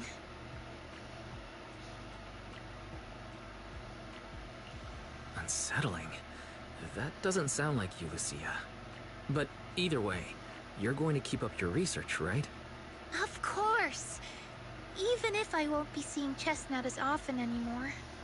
And I can't upload our videos or tell the world there's an ethereal in the hollow who can actually communicate with humans. Chestnut gave me the courage to keep going. I've made some real progress this time. You mean the hollow, right? Progress. Oh, you mean the hollow, right? The way those hotties appeared, it really felt like it actually responded to you. Yeah! You see, I don't know how it happened, but just now, through the staff, it felt like the hollow responded to me. The hollow said, "Let there be little hotties to help Lucia." And boom! They appeared! And helped me take down that big guy! All in all, I think it's something very, very memorable. And it's got tons of research potential. You see, if the hollow really let me communicate with little hotties, then maybe I could talk to the night horror too? If you really could talk to the night horror, what would you ask? If I ever got the chance, I'd ask, why did it give the Night Watchers the trait that makes ethereals see us as kin? Can our dreams stop leading us to madness and turning us into ethereals? But I want more than asking questions. I have bigger ambitions. Maybe someday, everyone could hear the hollow respond, just like the first Night Watchers did. Maybe we could even communicate with it, so we won't have to live like nomads.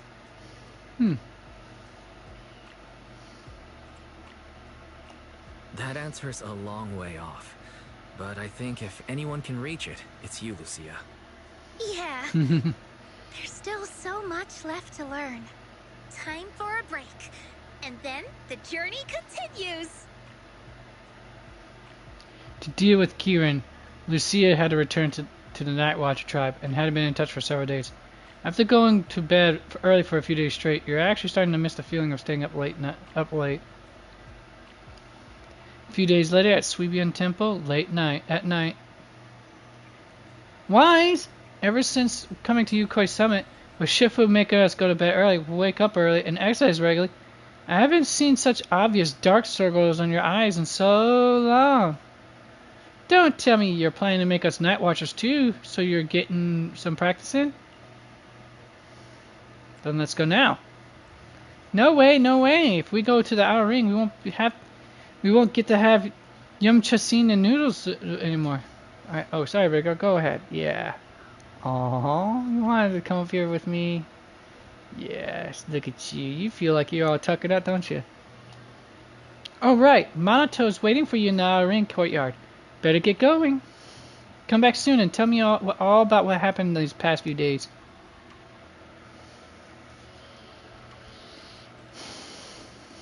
Alright, let's chat with Monato at the door.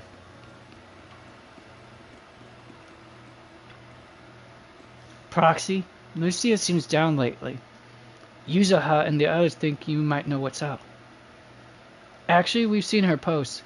Is she still sad about parting ways with that evil puppy? It's possible. Where's Lucia? I just saw her at Fluffy. Let's go over it now. Although Lucia's always going on and on, like, we gotta be friends with ethereals. We can never quite follow her train of thought. But as her human friends, everyone really likes her. Plus, she's always so cheerful. So what's been weighing on her lately?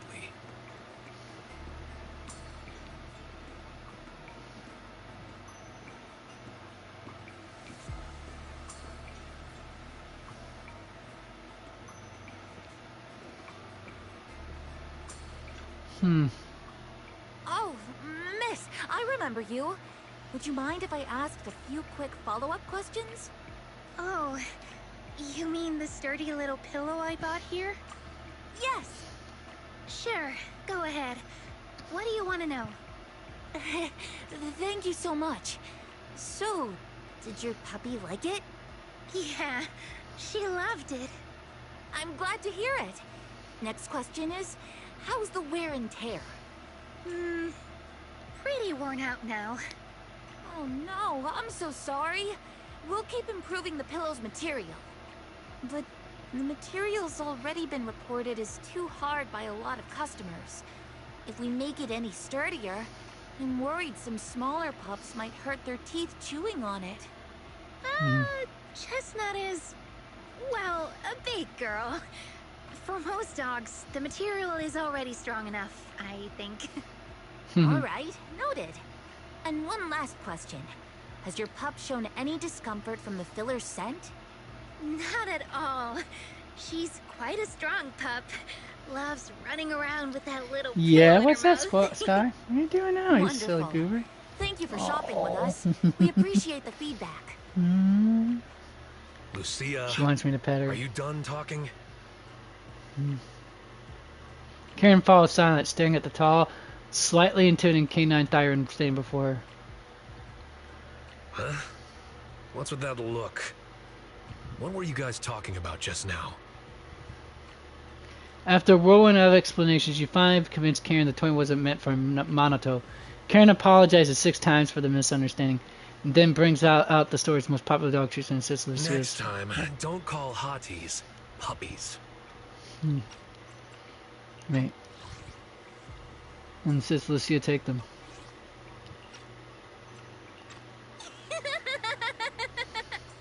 Alright. Canine Thyrans aren't puppies either.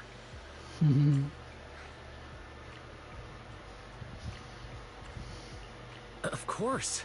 Whether it's a fierce canine Thyran or a bulky hottie, neither is your average little pup. Sorry, I didn't mean to laugh out loud. You too, Sky. Look at her. She's so happy to have me rub her belly. Alright. Back on topic.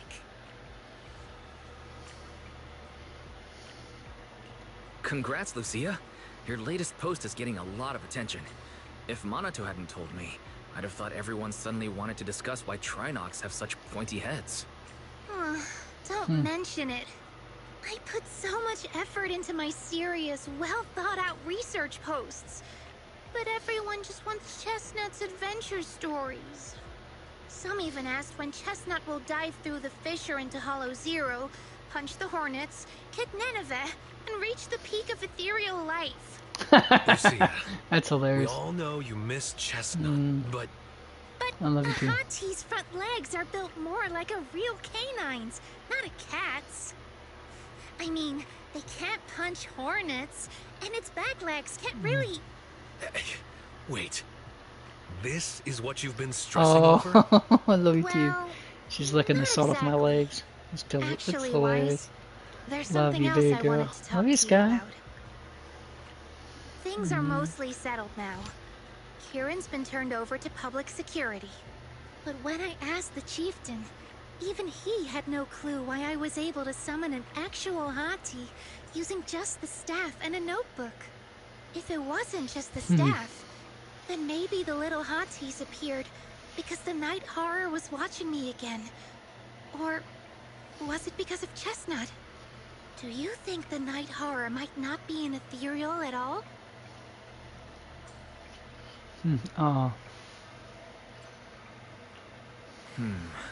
I trust your judgment.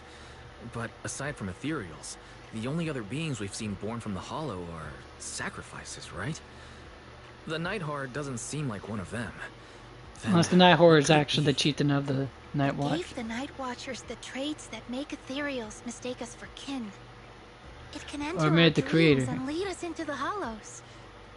It even foreshadowed my farewell with Chestnut. Oh, you love It this has too. to be I love something far more that mysterious. tickles. Some deeper creation of the Hollow itself. it. Love you too, But Sky. I still know far too little about the Hollows. Like you said, the answers might be a long way Maybe the off. night, what they view as the At Night least Horrors I is can probably restart the creator. research I put on hold. What the Exaltus call the creators. Who's Could be. coming with me It's a into the hypothesis. Hollow to see if an Avaris actually bonks its horn when it rolls over? You gotta sleep early today, no matter what. Let's leave such night outings for next time. Lucia isn't disappointed. She happily waves to you and leaves, scribbling away on her notebook, little notebook. In the night sky of the unknown, and on this dreamless journey, there are plenty more truths regarding the Hollows, waiting to be discovered by this Thyran girl full of curiosity. Yeah, goat Thyran. Her and Orphe are goat Thyrans, but of different types of goats. I could tell you that. And that's the end of that, folks. And now we're gonna have to call it a day. I know, you all just want to have more of me, but hey, good times cannot roll forever. Anyways, so let's hear it. Next Thursday, I'll be doing it again.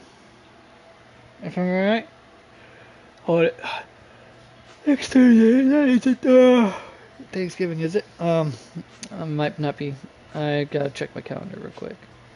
No. But yeah, next Thursday we shall commence again.